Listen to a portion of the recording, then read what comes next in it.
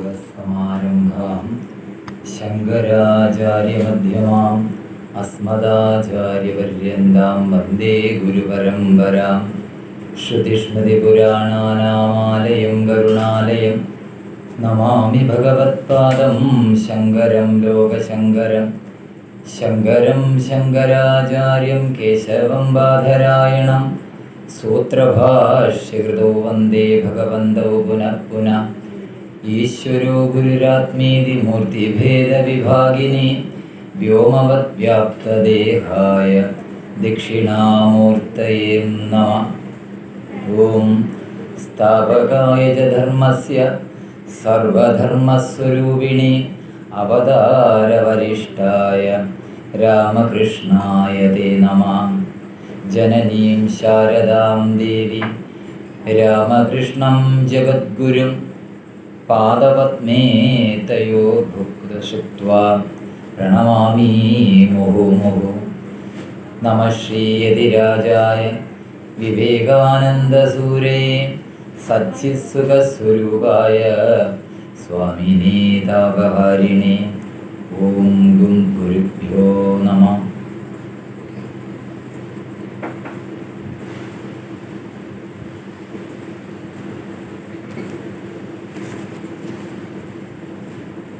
എല്ലാ സത്യങ്ങൾക്കും നമസ്കാരം. സ്വാമിമാർക്കും അവരുടെ പാദപത്മങ്ങൾ ഞാൻ നമസ്കരിച്ചുകൊണ്ട് നമുക്കറിയാവുന്ന കുറച്ച് കാര്യങ്ങൾ. ഹരിനാമകീർത്തനം നമ്മളെല്ലാവരും ചൊല്ലുന്നതാണ്. ചുമ്മാ നമ്മൾ ചൊല്ലി, സ്വാമി ഇപ്പം പറഞ്ഞ പോലെ ചൊല്ലിപ്പോയത് കൊണ്ട് കാര്യമില്ല. സ്വാമി ഇപ്പം പറഞ്ഞു നമ്മുടെ ശരണാഗതി ഇതിനകത്ത് പ്രധാന ലക്ഷ്യം. ഭാഗവതത്തിലൊക്കെ പറയാറുണ്ട്, പത്രം പുഷ്പം ഫലം തോയം യോമീ ഭക്തിയാ പ്രയച്ഛതി. ഏതൊരുവനും ഒരു വിളവാണ് വളരെ സമർപ്പണത്തോടുകൂടി എനിക്ക് പത്രം പുഷ്പം ഫലം വെള്ളം ഇത് തരുന്നത് വളരെ പ്രീതിയോടെ ഞാൻ അനുഭവിക്കുന്നു എന്ന് ഭഗവാൻ പറയും. അപ്പം നമ്മൾ ഈ ഭഗവാന് സമർപ്പിക്കുന്ന ആ സമർപ്പണത്തിൻ്റെ മനോഭാവമേ നോക്കാറുള്ളൂ. അപ്പം അതിപ്പോൾ ഹരിനാമകീർത്തനം നമ്മളങ്ങോട്ട് തുടങ്ങിക്കഴിയുമ്പം ആദ്യമേ പറയുന്നുണ്ട്, ഈ ഞാനെന്ന ഭാവം ഇല്ലാതാക്കി തരിക എന്നുള്ളതാണ് ഏറ്റവും പ്രധാനപ്പെട്ടത്. ഈ നമ്മുടെ വാസനകളൊക്കെ നമ്മളെ കൊണ്ട് ഇത് ചെയ്യിക്കുന്നതാണ്. ദുര്യോധൻ പറയുന്ന പോലെ തെറ്റേതാ ശരി ഏതാന്നൊക്കെ എനിക്കറിയാം, പക്ഷേ തെറ്റേ ഞാൻ ചെയ്യുന്നുള്ളൂ എന്നും എനിക്കറിയാം. പക്ഷേ അതെന്താ അങ്ങനെ വരുന്നത്? നമ്മുടെ വാസനകൾ ക്ഷയിക്കണം. ഈ വാസനകൾ ക്ഷയിക്കാൻ വേണ്ടിയിട്ടാണ് ഈ നാമസങ്കീർത്തനങ്ങൾ. ഭാഗവതം മുഴുവനും എഴുതിയിട്ട് ലാസ്റ്റിൽ എഴുതി 4 വരി കൊണ്ട് ക്രോഡീകരിച്ചു. ഭവേ ഭവേ യഥാ ഭക്തി പാദയോസ്തവ ജായതേ തഥാ പുരുഷദേവേശ നാദസ്ത്വം നോ യഥ പ്രഭു. നാമസങ്കീർത്തനം യസ്യ സർവപാപപ്രണാശനം പ്രണാമോ ദുഃഖശമന തം നമാമി ഹരിം. അപ്പം നാമസങ്കീർത്തനങ്ങളാണ് നമ്മുടെ ലക്ഷ്യത്തിലേക്ക് നമ്മളെ നയിക്കുന്നത്. നിരന്തരം ഒരു ദിവസം കൊണ്ട് പറ്റത്തില്ല. അജാമിളോപാഖ്യാനം കഥ പറയുമ്പം 88-ാമത്തെ വയസ്സിൽ അദ്ദേഹത്തെ ജനിച്ച കുഞ്ഞിനാണ് നാരായണൻ എന്ന് പേരിട്ടത്. പക്ഷെ 88 വയസ്സായ അദ്ദേഹം എന്തുകൊണ്ടാണ് ആ സമയത്ത് നാരായണ എന്ന് സ്വന്തം മകനെ വിളിക്കാൻ കാരണം എന്ന് നമ്മൾ ചിന്തിക്കണം. അന്നേരം നാരായണ എന്ന് വിളിക്കാൻ, ആ നാരായണ എന്ന് വിളിക്കാൻ കാരണം അദ്ദേഹത്തിൻ്റെ നേരത്തെയുള്ള സമയങ്ങളിൽ അദ്ദേഹം സാത്വികനായിട്ട് നിരന്തരം സാധനകൾ അനുഷ്ഠിച്ച് ഒരു മഹാത്മാവ് ഒരു ദുർബല നിമിഷത്തിൽ ശമത ശേഖരിക്കാൻ പോയ ഒരു അവസരത്തിൽ ഒരു വേശ്യാസ്ത്രീ വേറൊരാളുമായിട്ട് സംഗമിക്കുന്നത് കണ്ട് അദ്ദേഹത്തിന് അതിൽ രതി തോന്നി. അത് കഴിഞ്ഞ് അദ്ദേഹം ഇങ്ങ് വന്നു. പക്ഷേ പിറ്റേ ദിവസം അതേ സമയത്തിന് അദ്ദേഹത്തിനെ വീണ്ടും മനസ്സ് അങ്ങോട്ട് കൊണ്ടുപോയി. അപ്പം വീണ്ടും രണ്ടാമത് പോയപ്പോഴാണ് അദ്ദേഹത്തിന് ഈ സ്ത്രീയുമായിട്ട് സംഗമം ഉണ്ടാകുന്നതും അങ്ങനെ കുഞ്ഞുങ്ങൾ ജനിക്കുന്നതും ഒക്കെ. പക്ഷെ അതിനു മുമ്പ് ഇദ്ദേഹത്തിനൊരു സംസർഗം ഉണ്ടായിരുന്നു. വാസന ഉള്ളത് കൊണ്ടാണ് ഇദ്ദേഹത്തിന് ആ മരിക്കുന്ന സമയത്ത് അങ്ങനെ വിളിക്കാൻ പറ്റിയത്. ഞാൻ എപ്പോഴും പറയും, ഭാഗവതം തുടങ്ങുന്നത് ശ്രീ നാരദ മഹർഷിയുടെ പൂർവ്വകഥ പറഞ്ഞതുകൊണ്ടാണ്. നിങ്ങൾക്കൊക്കെ അറിയാമായിരിക്കും, മൂലമൊക്കെ വായിക്കുന്നതും കേൾക്കാൻ പോകുന്നവരൊക്കെ ഈ ഇങ്ങനെ എന്താണ് എനിക്ക് ഇതിൽ നിന്ന് മോക്ഷം കിട്ടാൻ, ഞാൻ ആരെ സേവിക്കണം, ആരെ ഭജിക്കണം, എന്നൊക്കെ ഇങ്ങനെ ചോദിച്ചതിൻ്റെ ചോദ്യോത്തരങ്ങളുടെ ഫലമായിട്ട് നാരദ മഹർഷിയെ കാണാനിടയാവുന്നു. നാരദ മഹർഷി തൻ്റെ മുൻജന്മത്തെ, അതായത് തൻ്റെ നേരത്തെ അപൂർവ കഥ പറഞ്ഞതുകൊണ്ട് തൻ്റെ അനുഭവമാണ് എന്ന് പറയുന്ന പോലെ ഞാൻ എൻ്റെ കഥ പറഞ്ഞുകൊണ്ട് പറയാം. ഞാൻ ഒരു 8 മാസത്തോളം ഒരു ട്രെയിനടിയിൽ പോയി 8 മാസത്തോളം ഞാൻ എനിക്ക് വീട്ടിൽ അമ്മ മാത്രമേ ഉള്ളൂ. അമ്മ എൻ്റെ എല്ലാ ഞാൻ കിടപ്പ് തന്നെയായിരുന്നു 8 മാസം. TV വന്ന് ഹൈ ആയി പോയി. എനിക്ക് വേദികളിലൊന്നും പോയി പരിപാടിക്ക് പങ്കെടുക്കാൻ പറ്റാതായി. പക്ഷെ അതിന് മുമ്പും ഞാൻ അതുകൊണ്ടല്ല ഞാൻ ഇതെടുത്തത്. ഞാൻ എൻ്റെ കുഞ്ഞുനാൾ അടിവസ്ത്രം ഇടണമെന്ന് അറിയാൻ പറ്റാത്ത പ്രായത്തിൽ ഞാനിത് കയ്യിലെടുത്തതാണ്. പക്ഷെ അതുകൊണ്ട് ആ ഒരു സംസർഗം കൊണ്ടായിരിക്കും എന്നെ ഭഗവാൻ വീണ്ടും കൈപിടിച്ച് എഴുന്നേൽപ്പിച്ചത്.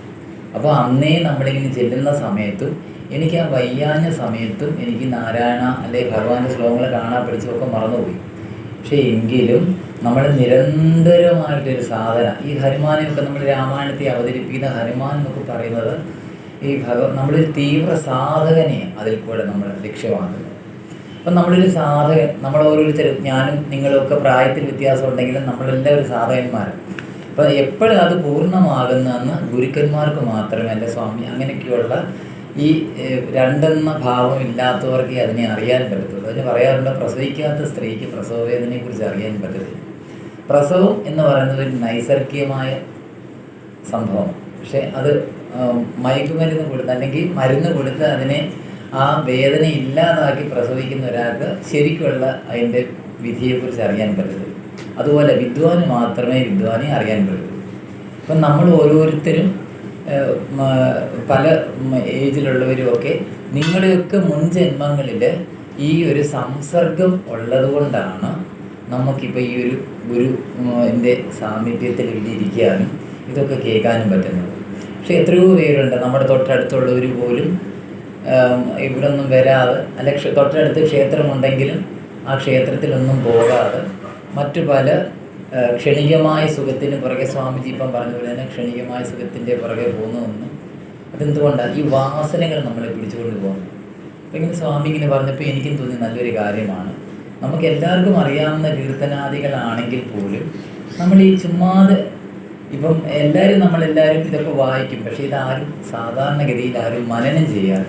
നമ്മളിപ്പോൾ ഇവിടെ വന്നു, സത്സംഗം കഴിഞ്ഞു, സ്വാമി പറഞ്ഞു ശ്രേയസിനെയും പ്രേയസിനെയും കുറിച്ചും പറഞ്ഞു. എന്താണ് ശ്രേയസ്, എന്താണ് പ്രേയസ്? നമ്മൾ സ്വയം, സ്വാമി പറഞ്ഞു, പിന്നെ സ്വാമി ഇപ്പം പറഞ്ഞപ്പം ഞങ്ങൾ പഠിച്ചുകൊണ്ടിരിക്കുന്നതേ ഉള്ളുണ്ടാ കൈ പോക്കാൻ. അപ്പം നമ്മൾ ഇതിനെ മനനം ചെയ്യണം.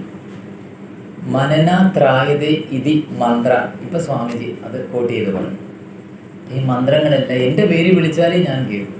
അപ്പം നിരന്തരമായിട്ടുള്ളൊരു സാധനയിൽ കൂടെ വേണം നമ്മൾ ഇതെല്ലാം നേടിയെടുക്കാൻ. കേവലം ഒരു ദിവസം കൊണ്ടൊന്നും പറ്റത്തില്ല. ഇപ്പം പള്ളിക്കാവ് ചെല്ലുമ്പോൾ അമ്മ പറയാറുണ്ട്, എളുപ്പന്ന ഭഗവാന്റെ പാതാരവിന്ദങ്ങൾ നമ്മുടെ മനസ്സിലോട്ട് വരാൻ പറ്റത്തില്ല. അപ്പം നമ്മൾ എന്ത് ചെയ്യണം? നിരന്തരം നാമജപാദികൾ കൊണ്ട് ഭക്തിയാകുന്ന ആ കയറുകൊണ്ട് ഭഗവാന്റെ പാദങ്ങളെ നമ്മൾ പ്രാർത്ഥിക്കാനിരിക്കുന്ന സമയത്ത് ബന്ധിക്കണം.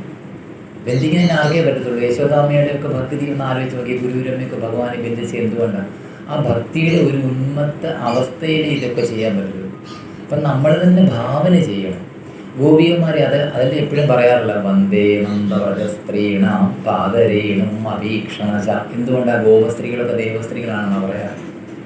അപ്പോൾ ഗോപസ്ത്രീകളാണ് ഭഗവാനെ കെട്ടിയിടുന്നതും അവർ നടക്കുന്നതും ഇരിക്കുന്നതും കിടക്കുന്നതും എല്ലാം ഭഗവാന്റെ ആ ചേഷ്ടതകളെ മാത്രം നടനമാടിക്കൊണ്ടായിരുന്നു. അതുകൊണ്ട് അവർക്ക് ആ ഒരു പദം കിട്ടി. അപ്പം നമ്മളത് ആയിത്തീരണമെങ്കിൽ നിരന്തരം നമ്മൾ ആ നാമസങ്കീർത്തനങ്ങൾ കേൾക്കണം.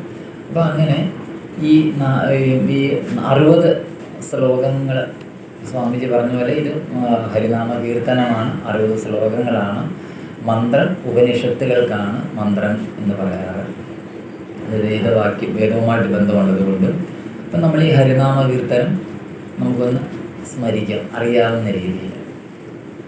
അപ്പം ആദ്യം തന്നെ അദ്ദേഹം ഈ എഴുതിയ ആളിൻ്റെ മകനും സമൂഹത്തിന് നന്മ വരുത്താൻ വേണ്ടി എഴുതി. നമ്മളത് പിന്നെ അതിനെ കണ്ടെത്തണം. ശ്രീനാരായണ ഗുരുദേവനൊക്കെ പറയുന്നുണ്ട്, ക്ഷേത്രത്തിൽ നമ്മൾ ചെന്നാൽ മതി, നമ്മുടെ കുണ്ടലിനി ഉണരും. പക്ഷെ നമ്മൾ അവിടെ ചെല്ലുമ്പോൾ അതേ ഒരു സ്ട്രക്ചറാണ് അവിടെ ക്ഷേത്രത്തിൽ അപ്പോൾ എന്താ ക്ഷേത്രം? ക്ഷയാത്രായതേ ഇതി ക്ഷേത്രം. നമുക്ക് നവദ്വാരങ്ങളുണ്ട്.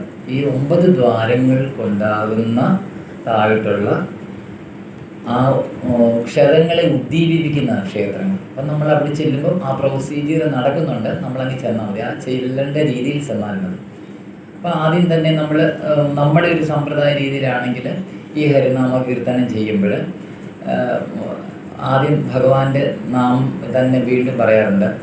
നാരായണായ നമ, നാരായണായ നമ, നാരായണായ നമ, നാരായണ നാരായണ സകല സന്താപനാശന ജഗന്നാഥ വിഷ്ണു ഹരി നാരായണായ നമ.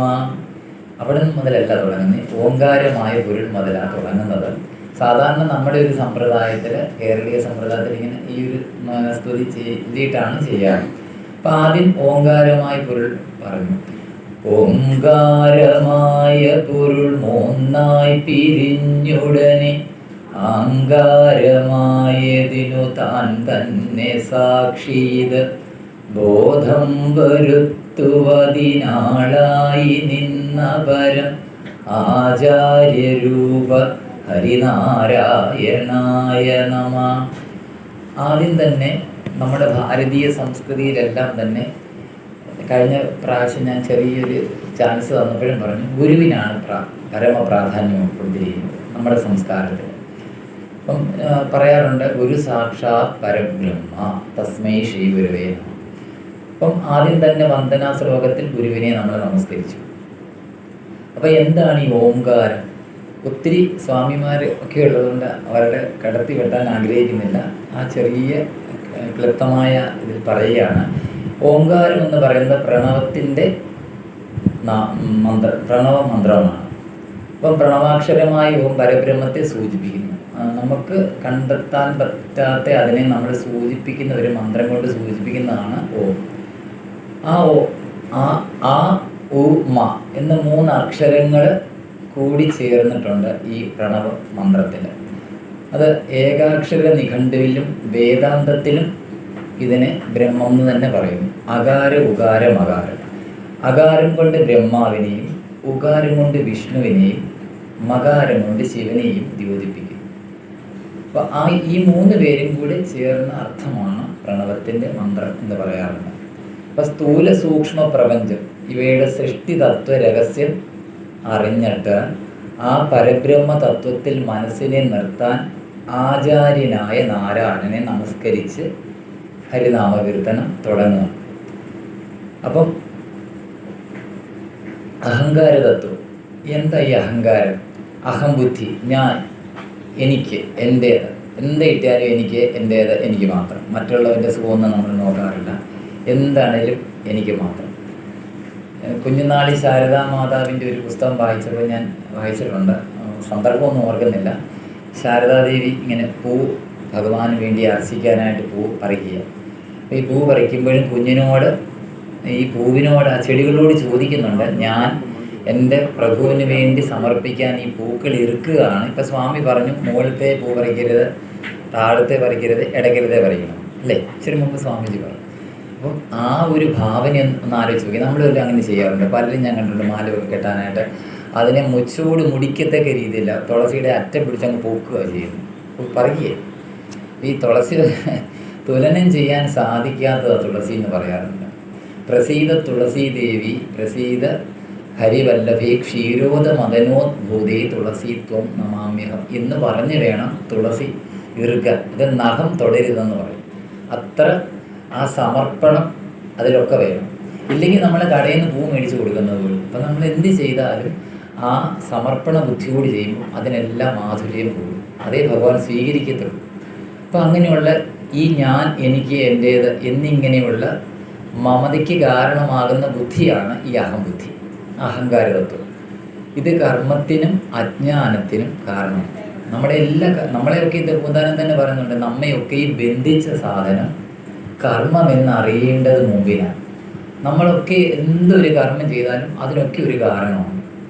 നമ്മൾ വിചാരിക്കും കാരണമില്ലെന്ന്, പക്ഷേ നമ്മുടെ മുൻ ജന്മത്തിൽ ചെയ്ത സഞ്ചിത പ്രാരബ്ധ ആർജിത കർമ്മങ്ങളുടെ അനുഭാവത്തിലായിരിക്കും നമ്മൾ ഇപ്പോഴത്തെ കർമ്മങ്ങൾ ചെയ്യുന്നത്. അപ്പം നമ്മളെല്ലാം ഒരു കർമ്മങ്ങൾ കൊണ്ട് ബന്ധിപ്പിച്ചിരിക്കുക എന്ന് നമ്മൾ ഓർക്കണം. ഈശ്വര സാക്ഷാത്കാരം, അതെങ്ങനെയാണ് ഈശ്വര സാക്ഷാത്കാരം കിട്ടുന്നത്? ആത്മജ്ഞാനം ആഗ്രഹിക്കുന്നവർക്കാണ് ഈശ്വരജ്ഞാനം കിട്ടുന്നത്, അല്ലാത്തവർക്ക് കിട്ടത്തില്ല. അപ്പോൾ ഇതെല്ലാവർക്കും നമ്മളിപ്പോൾ അറിയാം. നമ്മളിപ്പോൾ ഒരു സത്സംഗം നടക്കുന്ന രീതിയിൽ എത്ര പേര് കാണും? നിങ്ങളൊക്കെ എന്നെക്കാൾ ഒത്തിരി പ്രായമുള്ളവരൊക്കെ ഉണ്ട്. നിങ്ങൾ പൊതുവേ നോക്കിക്കോ, അല്ലെ അന്നദാനം ഉള്ളിടത്താണെങ്കിൽ അന്നദാനം കഴിയുന്നിടം വരെ ആൾ കാണും. പിന്നെ അവിടെ ആ വേദിയിൽ ഒരു മനുഷ്യൻ പോലും കാണത്തില്ല. പല ആചാര്യന്മാരും പറയും പ്രഹ്ലാദൻ്റെ അമ്മമാരാണ്. പ്രഹ്ലാദൻ്റെ അമ്മമാരാണ് തൂണ് പിള്ളേർന്നല്ലേ പ്രഹ്ലാദൻ നരസിംഹം അവതരിച്ച്. പ്രഹ്ലാദൻ്റെ ആ നരസിംഹത്തിൻ്റെ അമ്മമാരാണ്. പിന്നെ അവിടെ തൂണുകൾ എത്ര ഉണ്ടോ ക്ഷേത്രത്തിൽ അത്രയും തൂണുകളെ കാണത്തുള്ളൂ. നമ്മുടെ ആൾക്കാർക്ക് അപ്പം ആ ഈശ്വര തത്വം അറിയാനായിട്ട് ശ്രമിക്കണം. അപ്പോൾ അങ്ങനെയുള്ളവർക്ക് ആ ഒരു ഉത്തമ ഗുരു അനിവാര്യമാണ്. ഇപ്പോൾ രുക്മിണി സ്വയംവരത്തിലൊക്കെ രുക്മിണി ദേവി ആ സന്ദേശപത്രം എഴുതി കൊടുത്ത് വിട്ടു. അപ്പോൾ രുക്മിണി ആരാണെന്ന് മനസ്സിലാക്കണം. രുക്മിണിയും ഭഗവാനും. അപ്പം നമ്മൾ ജീവാത്മാവും പരമാത്മാവും തമ്മിലുള്ള ഒരു ഐക്യമാണ് രുക്മിണി സ്വയംവരം എന്ന കഥയിൽ കൂടെ ആ ഭഗവാന്റെ രുക്മിണി കല്യാണം കൊണ്ട് ആചാര്യന്മാർ അവിടെ പറഞ്ഞു വെച്ചാൽ. നമ്മളോട് സാധാരണക്കാരോട് പറഞ്ഞാൽ നമുക്ക് ഇപ്പോഴും നമ്മൾ ചോദിച്ചാൽ രുക്മിണി സ്വയംവരം എങ്ങനെ ഉണ്ടായിരുന്നു? അടപ്രഥമൻ കൂട്ടിയുള്ള സദ്യ കേമമായിരുന്നു എന്ന് പറയും. പക്ഷെ നമുക്ക് അതിനകത്ത് അന്തർലീനമായിട്ട് കിടക്കുന്ന ആ തത്വം നമ്മൾ എത്രയോ സപ്താഹങ്ങൾ കേട്ടു അല്ലേ. പണ്ട് കാലങ്ങളിൽ സപ്താഹം കുറവായിരുന്നു, ശിവപുരാണ യജ്ഞം കുറവായിരുന്നു, ദേവി മഹാത്മ്യ അല്ലെങ്കിൽ നവാഹ യജ്ഞങ്ങൾ കുറവായിരുന്നു. പക്ഷെ അവർക്കൊക്കെ ഒരു തത്വാധിഷ്ഠിതമായിട്ടുള്ള ഭക്തി ഉണ്ടായിരുന്നു. ഇന്നിപ്പോൾ ഇഷ്ടം പോലെ ഏത് ക്ഷേത്രത്തിൽ ചെന്നാലും സപ്താഹം, ഇന്ന് സപ്താഹം, 50 സപ്താഹം, 60ാമത്തെ സപ്താഹം, അല്ലെ ദേവി മഹാത്മ്യ പാരായണം എല്ലാം ഉണ്ട്. പക്ഷേ ഇവർക്ക് നാരായണീയ പാരായണക്കാരെ കൂട്ടി അങ്ങോട്ടും ഇങ്ങോട്ടും കൂട്ടിമുട്ടിയാൽ ഇടിക്കും. പക്ഷേ ഈ നാരായണീയത്തിനകത്ത് ഒരു വരിയുടെ അർത്ഥം ചോദിച്ചാൽ ഇവർക്ക് അറിയത്തില്ല. അവർ പഠിക്കാൻ ശ്രമിക്കുന്നില്ല എന്നുള്ളതാണ് സത്യം. അതല്ല, നമ്മൾ എന്ത് പറഞ്ഞാലും പഠിച്ചാലും അതിൻ്റെ അർത്ഥം മനനം ചെയ്യണം. ഞാൻ എപ്പോഴും പറയാറുണ്ട്, പ്രത്യേകിച്ച് എൻ്റെ അമ്മയോട് ഞാൻ പറയും, ദൈവത്തെ ഓർത്ത് NSSകാരുടെ അടുത്ത് പോകുന്നതിന് മോശമാണെന്നല്ല, നമ്മുടെ സമുദായത്തിൽ പോയി വായിച്ചു. പക്ഷേ ഒരു ദശകം ഒരാൾ വായിക്കണം. ഇത് കൂട്ടത്തിൽ ഇരുന്ന് വാടി രമേശനും സുരേശനും ഒക്കെ പറഞ്ഞേക്കാം. രമേരൻ എന്നൊക്കെയാണ് പറയുന്നത്, പക്ഷേ രമേശൻ സുരേശൻ എല്ലാം തെറ്റാണ് വായിക്കുന്നത്. അപ്പം മുമ്പേ സ്വാമിജി പറഞ്ഞ പോലെ മനനാത്രായത ഇതി മന്ത്ര, ഇത് മന്ത്രങ്ങളൊക്കെ തെറ്റുവരുത്താതെ എല്ലാ ഭഗവാന്റെ ഓരോ നാമങ്ങൾക്കും അനന്തമായിട്ടുള്ള അർത്ഥങ്ങളുണ്ട്. ഞങ്ങളെ വിശ്വം എന്നുള്ളൊരു വാക്ക് വേദാന്തം പഠിപ്പിക്കുന്ന സമയത്ത് 3.25 മണിക്കൂർ കൊണ്ട് ശങ്കര ഭാഷ്യം വെച്ച് തീർന്നില്ല. വിശ്വം വിഷ്ണു വഷക്കാരോ ഭൂതഭവ്യ ഭവത് പ്രഭു എന്നുള്ള അതിനകത്തെ വിശ്വം എന്നുള്ള ഒരു വാക്ക് 3.25 മണിക്കൂർ കൊണ്ട് പോലും എക്സ്പ്ലനേഷൻ ചെയ്ത് കഴിഞ്ഞില്ല. അപ്പം നമുക്കൊക്കെ എന്തറിയാം? അല്ലെ ചെല്ലുമെന്ന് പറയാൻ സന്തോഷം, ഞങ്ങൾ നാരായണൻ കാണാതെ പഠിച്ചു. എത്ര പഠിച്ച്? ആ ലാസ്റ്റിലത്തെ കേശാദിവാദമേ അഗ്രേ പശ്യാമി മുതൽ ഏതാ സമർപ്പിക്കുന്ന അത് മാത്രം. അപ്പോൾ അത്രയും പഠിച്ചാൽ അവരുടെ ധാരണ എന്തോ ആയിരുന്നു? ഒന്നും ആയില്ല. നമ്മൾ എത്ര പഠിച്ചാലും വീണ്ടും വീണ്ടും പഠിക്കുക. ഭാഗവതത്തിൽ 24 ഗുരുക്കന്മാരെ കുറിച്ച് പറയും. 24 ഗുരുക്കന്മാരാണോ? അല്ല, നമ്മുടെ ശരീരവും കൂട്ടി 25 ഗുരുക്കന്മാരും പിന്നെ നമ്മൾ പോകുമ്പോൾ എന്തെല്ലാം പഠിക്കാനുണ്ട്. അപ്പം നമ്മളെപ്പോഴും വള്ളിക്കാവ് ചെല്ലുമ്പോൾ അമ്മ പറയാറുണ്ട്, 0 ആയാൽ ഹീറോ ആകാം അല്ലേ. എനിക്കൊന്നും അറിയത്തില്ല, ഇദ്ദേഹത്തെ കണ്ടാലും അദ്ദേഹത്തിൽ നിന്നും പഠിക്കാൻ എനിക്ക് പലത് കാണും. മരിക്കാറായി കിടക്കുന്ന ഒരു അച്ഛനോ അമ്മയോ എന്തിനെ കണ്ടാലും അവരിൽ നിന്നും പഠിക്കാൻ എനിക്ക് പലത് കാണും. അപ്പോൾ എൻ്റെ പഠനം തീരുന്നുണ്ടോ? ഒരിക്കലും തീരുന്നില്ല. അപ്പോൾ നമ്മൾ എത്ര പഠിച്ചാലും പഠിക്കുന്നില്ല. നമ്മൾ കൂട്ടത്തിൽ വായിക്കുമ്പം നമുക്ക് ഒത്തിരിയും തെറ്റുകൾ പറയാറുണ്ട് നമ്മളെല്ലാവരും. പക്ഷെ അതൊക്കെ ദോഷമായിട്ട് വരും. അപ്പം നമ്മളെപ്പോഴും നിങ്ങൾ ഒരു വേദിയിൽ പോയി വായിച്ചാലും നിങ്ങൾ സ്വയം വീട്ടിലിരുന്ന് ഓരോ ദശകങ്ങളും സ്ഫുടമായിട്ട് വായിക്കാൻ ശ്രമിക്കണം. അതാണ് നമ്മുടെ ഒരു വലിയ ത്വര. അപ്പം ഭാഗവതത്തിൽ തന്നെ ഭഗവത്ഗീത പറയാറുണ്ട്, 4 തരം ഭക്തരെയുള്ള ആരൊക്കെയാണ്? ചതുർവിധ ഭജന്തേമ ആർത്തൻ ജിജ്ഞാസു അർദ്ധാർത്ഥി ജ്ഞാനി. ജ്ഞാനി മാത്രമേ എന്നെ അന്വേഷിക്കുന്നു, അല്ലാത്തവനൊക്കെ. ബാക്കി നമ്മുടെ മുമ്പേ സാറ് പറഞ്ഞ പോലെ നമ്മൾ വരുമ്പം ഒരു സ്വാമിജി ഇപ്പം അദ്ദേഹം പറയുമായിരുന്നു, ഞങ്ങളുടെ ബസ്സിൽ വെച്ച് കണ്ടുമുട്ടിയപ്പം പറയുമായിരുന്നു, ശ്രീരാമകൃഷ്ണാശ്രമത്തിൽ സ്വാമിയുമായിട്ട് ബന്ധപ്പെട്ടൊരു കാര്യത്തിൽ ഗുരുവായൂർ പലവട്ടം പോയി തൊഴുതുവർ എല്ലാ സ്വാമിയോട് വന്നിട്ട് ഗുരുവായൂർ മഹത്വങ്ങൾ പറയുക. ലാസ്റ്റ് സ്വാമി ഇതെല്ലാം കേട്ടിട്ട് ചോദിച്ചു, ഗുരുവായൂർ ഒത്തിരി കടകളായി, അല്ലെ ഒത്തിരി ഹോട്ടലുകളായി, വലിയ വലിയ കടകൾ, അപ്പുറത്ത് വേറെ കട, ഇതെല്ലാം കട. ഗുരുവായൂർ ഒത്തിരി വട്ടം പോകുന്നതാണ്. ലാസ്റ്റ് സ്വാമി തിരിച്ചു ചോദിച്ചു, അപ്പോൾ ഗുരുവായൂരപ്പനെ കണ്ടില്ലല്ലേ? നമ്മൾ ബാഹ്യമായിട്ടുള്ള ഇതിൽ മാത്രമായി പോകരുത്. നമ്മൾ സ്വയം ഇത്രയും കഷ്ടപ്പെട്ട് വരുമ്പം നമ്മൾ എന്തിനാ വന്നത്, എന്തിനു വേണ്ടിയിട്ടായിരിക്കണം എന്നുള്ള ഒരു അത് നമുക്കിനി സമയമില്ല. നമ്മുടെയൊക്കെ എൻ്റെയും നിങ്ങളുടെയൊക്കെ സമയം തീർന്നുകൊണ്ടേയിരിക്കും. അപ്പം നമ്മൾ ബാക്കി 24 മണിക്കൂറിൽ കുറച്ച് സമയമെങ്കിലും ആ ലക്ഷ്യത്തിൽ സാക്ഷാത്കരിക്കാനായിട്ട് നമുക്ക് മനസ്സിന് ഉറപ്പ് വരുത്താൻ ആദ്യമേ തന്നെ ഗുരുവിൻ്റെ അനുഗ്രഹം വേണം. അതിനാദ്യമേ തന്നെ ആ ഗുരുവിനെ, ഉത്തമ ഗുരുവിനെ സാക്ഷാത്കരിക്കാൻ വേണ്ടിയിട്ട് ഈ ഇത്രയും ഒരു പ്രകരണം എഴുതാൻ വേണ്ടിയിട്ട് ആദ്യമേ തന്നെ ഗുരുവിനെ നമസ്കരിച്ചു. ആചാര്യൻ ആരാണ്? ആചാര്യൻ ആചരിച്ച് കാണിക്കുന്നവനാണ് ആചാര്യൻ. അല്ല ചുമ്മാതെ പ്രസംഗം, ഈ കവല പ്രസംഗം പറയുന്നവരല്ല ആചാര്യന്മാർ. നമ്മളിപ്പം ഇദ്ദേഹം ഒരു ബ്രഹ്മനിഷ്ഠനാണെങ്കിൽ അതിൽ തന്നെ ചരിക്കുകയും മറ്റുള്ളവരെ അതിലേക്ക് കൈപിടിച്ച് നയിക്കുകയും ചെയ്യുന്നയാളായിരിക്കണം ആചാര്യൻ. അല്ലാതെ പുറമേ ഇപ്പോൾ ഈ ഒത്തിരി യൂട്യൂബ് ഗുരുക്കന്മാരുണ്ട്, അവരുടെയൊക്കെ പുറകെ പോയാൽ വലിയ തിക്താനുഭവങ്ങളായിരിക്കും ലാസ്റ്റ് കിട്ടുന്നത്. നമ്മളെപ്പോഴും ശ്രദ്ധിക്കണം. ഇപ്പം സ്വാമി തന്നെ പറഞ്ഞു, ശ്രീരാമകൃഷ്ണദേവൻ ഒരു കാര്യം അങ്ങോട്ട് കൊടുത്തു, എന്താ, ശിഷ്യന് തിരിച്ച് ഗുരുവിനെയും പരീക്ഷിക്കണം. ഭഗവത്ഗീത ഇത്രയൊക്കെ പറഞ്ഞിട്ട് പറഞ്ഞു, നിങ്ങൾ എന്ത് ചെയ്തു, നിങ്ങൾക്ക് വേണ്ടുന്നതിനെ എടുത്തിട്ട് ബാക്കിയുള്ളതിനെ വിമർശാത്മക ബുദ്ധിയോടുകൂടി തള്ളിക്കളയണം. നമുക്ക് വേണ്ടതിനെ മാത്രം എടുക്കാം. അപ്പം ശാസ്ത്രങ്ങളെ അന്വേഷിക്കുന്നവനും അറിഞ്ഞ് ആചരിക്കുന്നവനും മറ്റുള്ളവരെ കൊണ്ട് ആചരിപ്പിക്കാൻ പ്രേരണ നൽകുന്നവനുമാണ് ആചാര്യന്മാർ. അല്ലാത്തവരൊന്നും ആചാര്യൻ എന്ന പദവി പറയാൻ ബുദ്ധിമുട്ടാണ്. പരമാർത്ഥ ജ്ഞാനത്തിലേക്ക് നയിക്കുന്ന ഭക്തി, ജ്ഞാനം എന്നിവ പ്രദാനം ചെയ്ത് പ്രാപഞ്ചികമായിട്ടുള്ള ഈ ദുഃഖത്തിൽ, ഈ സംസാര ആർണവത്തിൽ നിന്ന് മുക്തിയെ നൽകുന്നതായ ആത്മീയ ഗുരുവാണ് ആചാര്യൻ. പിന്നെ ആരാണ്? നാരായണൻ. നാരം അയനം യസ്യ സ നാരായണ. നാരായണൻ എന്ന വാക്കുകൊണ്ട് അതാണ് ഉദ്ദേശിക്കുന്നത്. നാരത്തിൽ അയണം ചെയ്യുന്നവനാണ് നാരായണൻ. അല്ലെങ്കിലോ ഈ നാരം എന്നാൽ കാര്യജഗത്തെന്നും ഞാൻ പല പുസ്തകത്തിൽ നിന്ന് കോട്ട് ചെയ്ത ഓരോ ശ്ലോകത്തിൽ നിന്നും എൻ്റെ അറിവ് വെച്ചിട്ട് പല ശ്ലോകത്തിൽ നിന്നും, കാരണം നമുക്കിത് കേൾക്കുന്നവർക്കും അത് നിങ്ങൾക്കും അത് ശരിയാണല്ലോ, നമ്മൾ എന്തുകൊണ്ടത് ചിന്തിച്ചില്ല എന്നൊരു ത്വര ഉണ്ടാകണം. എങ്കിലേ നമ്മൾ നമ്മളിപ്പം നമ്മളുകൾക്കെല്ലാം കാണാതറിയാം ഓങ്കാരമായ പൊരുളിങ്ങനാണ് ഒക്കെയുണ്ട്. പക്ഷെ ഇതെന്താണ്, അതിൻ്റെ ഓരോ പദങ്ങളും വിച്ഛേദിച്ച് ആരാണ് ഹരി, ആരാണ് നാരായണൻ, അങ്ങനെയുള്ള ആരാണ് ആചാര്യൻ, ഇതൊക്കെ നമുക്ക് ഒന്ന് സ്വതന്ത്രമായിട്ട് അന്വേഷിക്കാൻ പറ്റണം. അപ്പോഴേ നമ്മുടെ ഇതെല്ലാം സാധനങ്ങൾ പൂർണ്ണമാകത്തുള്ളൂ. അങ്ങനെ ഈ നാരം അയനം യസ്യ സ നാരായണ. നാരം എന്നാൽ കാര്യജഗത്ത്, അതിൽ അയനം ചെയ്യുന്നവൻ അല്ലെങ്കിൽ ശയിക്കുന്നവനാണ് എന്ന് ഒരർത്ഥം. അപ്പം ആ ഗുരു, അങ്ങനെയുള്ള ആ ഗുരുവായ നാരായണൻ നമസ്കാരം. എന്നിട്ടോ ഗുരു തന്നെയാണ് ഈശ്വരൻ, ഗുരു നാരായണൻ തന്നെ, ഗുരു സാക്ഷാത് പരബ്രഹ്മ എന്ന് നമ്മൾ ശ്ലോകത്തിൽ പറയാറുണ്ടല്ലോ. ഇതൊക്കെ പുറമെ ശ്രീമദ് ഭാഗവതം ദശമസ്കന്ധത്തിലെ 81-ാം അധ്യായത്തിലെ 41-ാമത്തെ ശ്ലോകത്തിൽ ഈ ഭഗവാൻ സതീർത്ഥനോട് പറയുന്നൊരു ഭാഗമുണ്ട്. ഇതേപോലെ ആ ശ്ലോകം തന്നെ നിങ്ങൾക്ക് മനസ്സിലാകാൻ വേണ്ടിയിട്ട് എളുപ്പം കൂട്ടി ചെയ്യണമെങ്കിൽ നിങ്ങൾക്ക് മനസ്സിലാകാൻ വേണ്ടിയിട്ട്, അപ്പം നിങ്ങൾക്ക് അങ്ങോട്ടും ഒരു ശ്രദ്ധ പോകുമല്ലോ. ആരാണ് ഗുരു? അപ്പം ഭഗവാൻ പറയുകയാണ് ഇദ്ദേഹത്തോട്, ഗുരുരനുഗ്രഹേണ ഇവ പുമാൻ പൂർണ്ണ പ്രശാന്തയെ.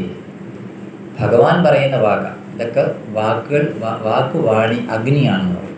ഭഗവാൻ ഇദ്ദേഹത്തോട് പറയുവാണ്, ഗുരുരനുഗ്രഹേണ ഇവ പുമാൻ പൂർണ്ണ പ്രശാന്തയെ. ഒരാൾ എപ്പോഴാണ് പൂർണ്ണനാകുന്നത്? ഗുരുവിൻ്റെ അപാരമായ കാരുണ്യം അല്ലെ കൃപ ഉണ്ടെങ്കിൽ മാത്രമേ ഞാനും നിങ്ങൾ ഓരോരുത്തരും, നമുക്കേ ഉള്ളൂ ഞാൻ ആണ്, അല്ല അദ്ദേഹം ആണ്, അത് അമ്മ പെണ്ണ, അങ്ങനെ ഈ ലിംഗവ്യത്യാസമൊക്കെ നമുക്കേ ഉള്ളൂ.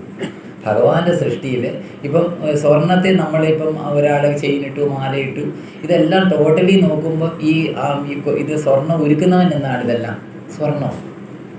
ഈ വിഭേദന്മാർക്ക് എൻ്റെ കാതിലെ കമ്മലത, ചെയ്ലത, ഇതൊക്കെ നമുക്കേ ഉള്ളൂ വിവേചനം.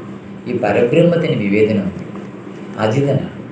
അപ്പം അതുകൊണ്ട് ഭഗവാൻ പറഞ്ഞു, ഗുരുരനുഗ്രഹേണൈവ പുമാൻ പൂർണ്ണ പ്രശാന്തയെ. അതും ശേഷം സ്കന്ദപുരാണാന്തർഗതമായ ഗുരുഗീതയിൽ കഴിഞ്ഞ പ്രാവശ്യം ഞാൻ ചെറുതായിട്ടൊന്ന് സൂചിപ്പിച്ചതാണ്.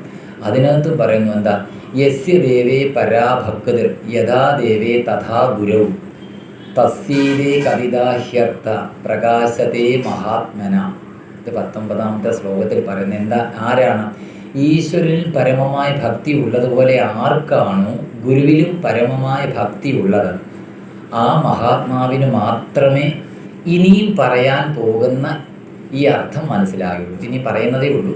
അതിനു മുമ്പേ പറഞ്ഞു, യസ്യ ദേവേ പരാഭക്തിർ യഥാ ദേവേ തഥാ ഗുരു തസ്യതേ കഥിതാഹ്യർത്ഥ പ്രകാശതേ മഹാത്മന. അപ്പം ഇനി അത് പറയാൻ പോകുന്നത് എന്താണ്? യോ ഗുരു സ ശിവ പ്രോക്തോ യ ശിവ സ ഗുരു സ്മൃത വികൽപ്പം യസ്യ കുർവീത സ നരോ ഗുരുതൽപക. അതിൻ്റെ അർത്ഥം ഇതാണ്: യാതൊരുവനാണോ ഗുരുവായിരിക്കുന്നത് അവൻ തന്നെയാണ് ശിവൻ, അല്ലെ അവൻ തന്നെയാണ് വിഷ്ണു. യാതൊരുവനാണോ ശിവനായിരിക്കുന്നത് അവൻ തന്നെയാണ് ഗുരു എന്ന് പറയുന്നു. ഇവരെ രണ്ടുപേരെയും വ്യത്യസ്തരായി കരുതുന്നവർ, എന്നാൽ ഗുരു വേറെ ശിവൻ വേറെ, അല്ലെ ഗുരു വേറെ വിഷ്ണു വേറെ, ഇങ്ങനെ രണ്ടായിട്ട് ദ്വൈതഭേദം കൽപ്പിക്കുന്നവൻ ആരെ പോലെയാ? ഗുരുപത്നിയെ പരിഗ്രഹിച്ചവനെ പോലെ പാവിയാണ്. അപ്പം അത്ര മഹത്തരം ഉണ്ട് ഈ ഗുരു എന്ന ശബ്ദത്തിന്. അതുകൊണ്ടൊന്ന് പറയാൻ വേണ്ടിയിട്ട് അത് കൂട്ടിയിരുന്നേ ഉള്ളൂ. പിന്നെയോ ആചാര്യവാൻ പുരുഷോ വേദ എന്ന് വെച്ചാൽ ആചാര്യനെ സ്വീകരിച്ചയാൾ സത്യത്തെ അറിയുന്നു എന്ന് വേദത്തിൽ പറയുന്നു. അതും കൂടാതെ നമ്മൾ ഇത് അവിടെ പഠിപ്പിച്ചോന്ന് എനിക്കറിയത്തില്ല. ചാന്തക്യോപനിഷത്ത് ഇവിടെ എടുത്തോ? ഇല്ല. ചാന്തക്യോപനിഷത്തിൽ പറയുന്നു, എന്താ പറയുന്നത്? ആചാര്യ ദൈവ വിദ്യാവിദിത സാധിഷ്ടം പ്രാപതി. ആചാര്യരിൽ നിന്നും അറിഞ്ഞ വിദ്യ മാത്രമേ സഫലമാവൂ. അല്ലാതെ ഞങ്ങൾ പണ്ട് വേദാന്തമൊക്കെ പഠിക്കുന്ന, ഞാൻ ടീച്ചറെ ബ്രഹ്മസൂത്രം ഇപ്പം കോളേജിൽ പഠിപ്പിക്കുന്നുണ്ടല്ലേ, കാലടിയിലേ ഞാൻ പറയുന്നില്ല, അല്ലാത്ത സ്വതന്ത്രമായ ഇൻസ്റ്റിറ്റ്യൂട്ടിലൊക്കെ വേദാന്തം പഠിപ്പിക്കുമ്പോൾ അവിടെയൊക്കെ ബ്രഹ്മസൂത്രം പഠിപ്പിക്കും. പക്ഷേ ആ ബ്രഹ്മസൂത്രം പഠിപ്പിക്കുന്നതും ഗുരുവിൻ്റെ അടുത്ത് പഠിപ്പിക്കുന്നതും തമ്മിൽ രണ്ടും ആനയും ഉറുമ്പും പോണത്തെ വ്യത്യാസം. ഗുരു പഠിപ്പിക്കുമ്പം അതവർ മനസ്സുകൊണ്ടും ഹൃദയം കൊണ്ടും അറിഞ്ഞവരാ, അനുഭവ തലത്തിൽ അറിഞ്ഞവരാ. മറ്റേതോ അത് രണ്ടും വ്യത്യാസമാണ്. അവർക്ക് അറിയത്തില്ല, ആത്മജ്ഞാനമില്ല. അതായത് രണ്ടുള്ള വ്യത്യാസം. അപ്പോൾ അതിന് ഗുരുവിനെ ഇത്രയും പ്രാധാന്യമുണ്ട്. അതോ നമ്മുടെ പൂർവ്വസൂരികളായവർ പറയാറുണ്ട് അനന്തമഹിമ ഗുരുമഹിമ. അപ്പോൾ ഇത്രയും പറഞ്ഞുകൊണ്ട് ഈ ഓങ്കാരമായ പൊരുൾ തുടങ്ങിയതേ ഉള്ളൂ കേട്ടോ. അപ്പോൾ അത്രയും ആചാര്യൻ്റെ ആ ഒരു മഹത്വം പറയാൻ വേണ്ടിയിട്ട് അത്രയും പറഞ്ഞു. അപ്പം ഇങ്ങനെ മനസ്സിലാക്കുമ്പോൾ നിങ്ങൾക്ക് മനസ്സിലാവുമെന്ന് വിശ്വസിക്കുന്നു. അടുത്തത്, ഒന്നായ നിന്നെ ഇഹ രണ്ടെന്നു കണ്ടളവിൽ ഉണ്ടായൊരിണ്ടൽ ബദമിണ്ടാവതല്ല മമ പണ്ടേ കണക്കെ വരുവാൻ നിൻ കൃപാവലികൾ ഉണ്ടാകയെങ്കലിഹ നാരായണായ നമ. എല്ലാം ഒന്നേ ഉള്ളൂ. അപ്പം എല്ലാം ഒന്നേ ഉള്ളൂ എന്ന് പറയണമെങ്കിൽ നമ്മൾ ആ ഒരു തലത്തിലെത്താൻ ഈശ്വരനെ അറിഞ്ഞവൻ, നാളെ ചിദാനന്ദ സ്വാമി പറഞ്ഞ പോലെ ഈശ്വരനെ പോലെ ഇരിക്കണം. അപ്പം ചുമ്മാതെ എങ്ങനെയാ? അപ്പം അങ്ങനെ അറിഞ്ഞവരാണ് ശ്രീരാമകൃഷ്ണദേവനെ പോലെയുള്ളവരും ചട്ടമ്പി സ്വാമിയെ പോലെയുള്ളവരും ശ്രീനാരായണ ഗുരുദേവൻ, അങ്ങനെയുള്ളവരാണ് ഈശ്വരനെ അറിഞ്ഞവർ. അപ്പം അവർ പറയുന്ന എല്ലാം വേദവാക്യമാണ്. അപ്പോൾ ഒന്നായ നിന്നേക രണ്ടെന്ന് കണ്ടളവ്. അപ്പോൾ ഒരാളിൽ തന്നെ രണ്ടെന്ന് കാണുമ്പോഴാണ് നമ്മുടെ മനസ്സിൽ ഒരു അവിദ്യ മൂലം രണ്ടെന്ന ഭാവം ഉദിക്കുന്നു. ആ ഭാവം പലതായി കാണും. ആ അവിദ്യ മൂലം ജീവാത്മാവെന്നും പരമാത്മാവെന്നുള്ള ഈശ്വരനെ രണ്ടായി അറിയുന്ന ദ്വൈതഭാവത്തിൽ നിന്ന് അദ്വൈതഭാവത്തിലേക്ക് നയിക്കാൻ നമ്മൾ പ്രാർത്ഥിക്കുക. ആ പരബ്രഹ്മത്തോട് തന്നെ ഒന്നായ നിന്നേക രണ്ടെന്ന കണ്ടുള്ള ഉണ്ടാൽ അത് മാറ്റിത്തരണേ എന്ന് അവിടുത്തോട് പ്രാർത്ഥിക്കുന്നു. അഥവാ മായാബോധത്തെ അകറ്റി ഏകത്വജ്ഞാനത്തിലേക്ക് നയിക്കപ്പെടുത്താൻ പ്രാർത്ഥിക്കുന്നു. അപ്പോൾ ഈ മായ ഒരു വലിയ സംഭവം തന്നെ. എന്താ മായ എന്ന് പറയാറുണ്ട്, നെച്ചൂറൊക്കെ ചിലപ്പം കോട്ട് ചെയ്യാറുണ്ട്. ഉണ്ടായി നിലനിന്നു നശിക്കുന്നതാണ് മായ. നമ്മളെല്ലാം ഇപ്പോൾ ഉണ്ട്. കുറച്ച് നാളുകൾ, ഒരു 100 വർഷം വരെയൊക്കെ നമ്മുടെ അത്യാഗ്രഹം കൊണ്ട് പറയാം ഉണ്ടായിരിക്കും നമ്മളൊക്കെ, അല്ലേ? നമ്മുടെ അത്യാഗ്രഹമുണ്ട്. പക്ഷെങ്കിലോ ഇത് കുറച്ച് നാൾ കഴിയുമ്പോൾ നശിച്ചു പോകും. അപ്പം നമ്മളൊക്കെ ഇല്ലെന്ന് പിന്നെ പറയാൻ പറ്റുമോ? ഉണ്ടായിരുന്നു, ഒരിക്കലുണ്ടായി, ഇതെല്ലാം ഇതുണ്ടായിരുന്നതാണ്. പക്ഷെ കുറച്ച് നാൾ നിലനിന്നു, അത് കഴിഞ്ഞു നശിച്ചു പോകും. ഇതിനെയാണ് മായ എന്ന് പറയുന്നത്. അപ്പം ഭഗവത് കൃപ ഉണ്ടാകുമ്പോൾ ഭക്തി വർദ്ധിക്കും, തദ്വാര മുക്തിയും ലഭിക്കുമെന്ന് ഭാഗവതാദി പുരാണങ്ങളും കൽപ്പിച്ചിരിക്കുന്നു. മായയും അജ്ഞാനവും, അല്ലെങ്കിൽ അജ്ഞാനം തന്നെ അവിദ്യ ഇല്ലാതാകാൻ പ്രാർത്ഥിക്കുന്നതാണ് ഈ ഒന്നായി നിന്നയിക രണ്ടെന്ന് കണ്ടളയുള്ളത്. മനസ്സിലായി കാണുമായിരിക്കും. ഒത്തിരി ഒത്തിരി പറഞ്ഞാൽ ആർക്കും ദഹിക്കുന്നു അല്ലേ? ചെറുതായിട്ടൊന്ന് മനസ്സിലാക്കാൻ വേണ്ടി മാത്രമേ. പിന്നോ ആനന്ദ ചിന്മയ ഹരേ ഗോപികാരമണ ഞാനെന്ന ഭാവമതു തോന്നായിക വേണമിക തോന്നുന്നതാകിൽ അഖിലം ഞാനിതെന്ന വഴി തോന്നേണമേ വരദ നാരായണായ നമ. അപ്പം ഭഗവാൻ എപ്പോഴും ആനന്ദമാണ് അല്ലേ? നമ്മളെപ്പോഴും ഞങ്ങളെയൊക്കെ പഠിപ്പിക്കും, ടീച്ചർമാർ പറയാറുണ്ട് എന്താ ഭഗവാന്റെ ഈ കൗസ്തുഭം, വനമാല, അങ്ങനെയൊക്കെയുള്ള ഭഗവാന്റെ ചിഹ്നങ്ങൾ. അപ്പം നമ്മൾക്ക് കാണുമ്പോൾ തന്നെ നമ്മളൊരു ക്ഷേത്രത്തിൽ പോകുമ്പോൾ എന്താ അവിടുത്തെ ആ ദീപാരാധനയ്ക്ക് മുമ്പ് നടയടയ്ക്കുമ്പോൾ ഒരു മണി അടിക്കും അല്ലേ? ആ മണി അടിക്കുമ്പോൾ എന്താ ചെയ്യേണ്ടത്? നമ്മൾ അത്രയും നേരം കണ്ട ആ ഭഗവാന്റെ അല്ലെ ആ ദേവതയുടെ ആ സ്വരൂപത്തെ പാദാദി കേശവും കേശാദി പാദവും നമ്മൾ മനസ്സുകൊണ്ട് ഹൃദ്യസ്ഥമാണ് അല്ലേ? അത് കഴിഞ്ഞിട്ട് അപ്പം പറയുകയാണ്, ദേ ഞാൻ മണി അടിക്കാൻ പോവാണ്, നടയടച്ചു, ഇത്രയും നേരം കണ്ട ഈ സ്വരൂപത്തെ നമ്മൾ ഹൃദ്യസ്ഥമാക്കി മനസ്സുകൊണ്ട് എന്ത് ചെയ്യണം? ധ്യാനിക്കണം. എന്നിട്ട് നടയടച്ചിട്ടു. ആ നടയടച്ചിട്ട് പിന്നെന്താ ചെയ്യുന്നത്? എപ്പോഴും പറയാറുണ്ട് ആചാര്യന്മാർ, ഈ ക്ഷേത്രത്തിലെ ദീപാരാധന ദേവതയ്ക്ക് വേണ്ടിയിട്ടുള്ളതല്ല, ഈ ഭക്തജനങ്ങളുടെ മനസ്സിനെ സന്തോഷിപ്പിക്കാൻ വേണ്ടിയിട്ടുള്ളതാണ് അല്ലേ?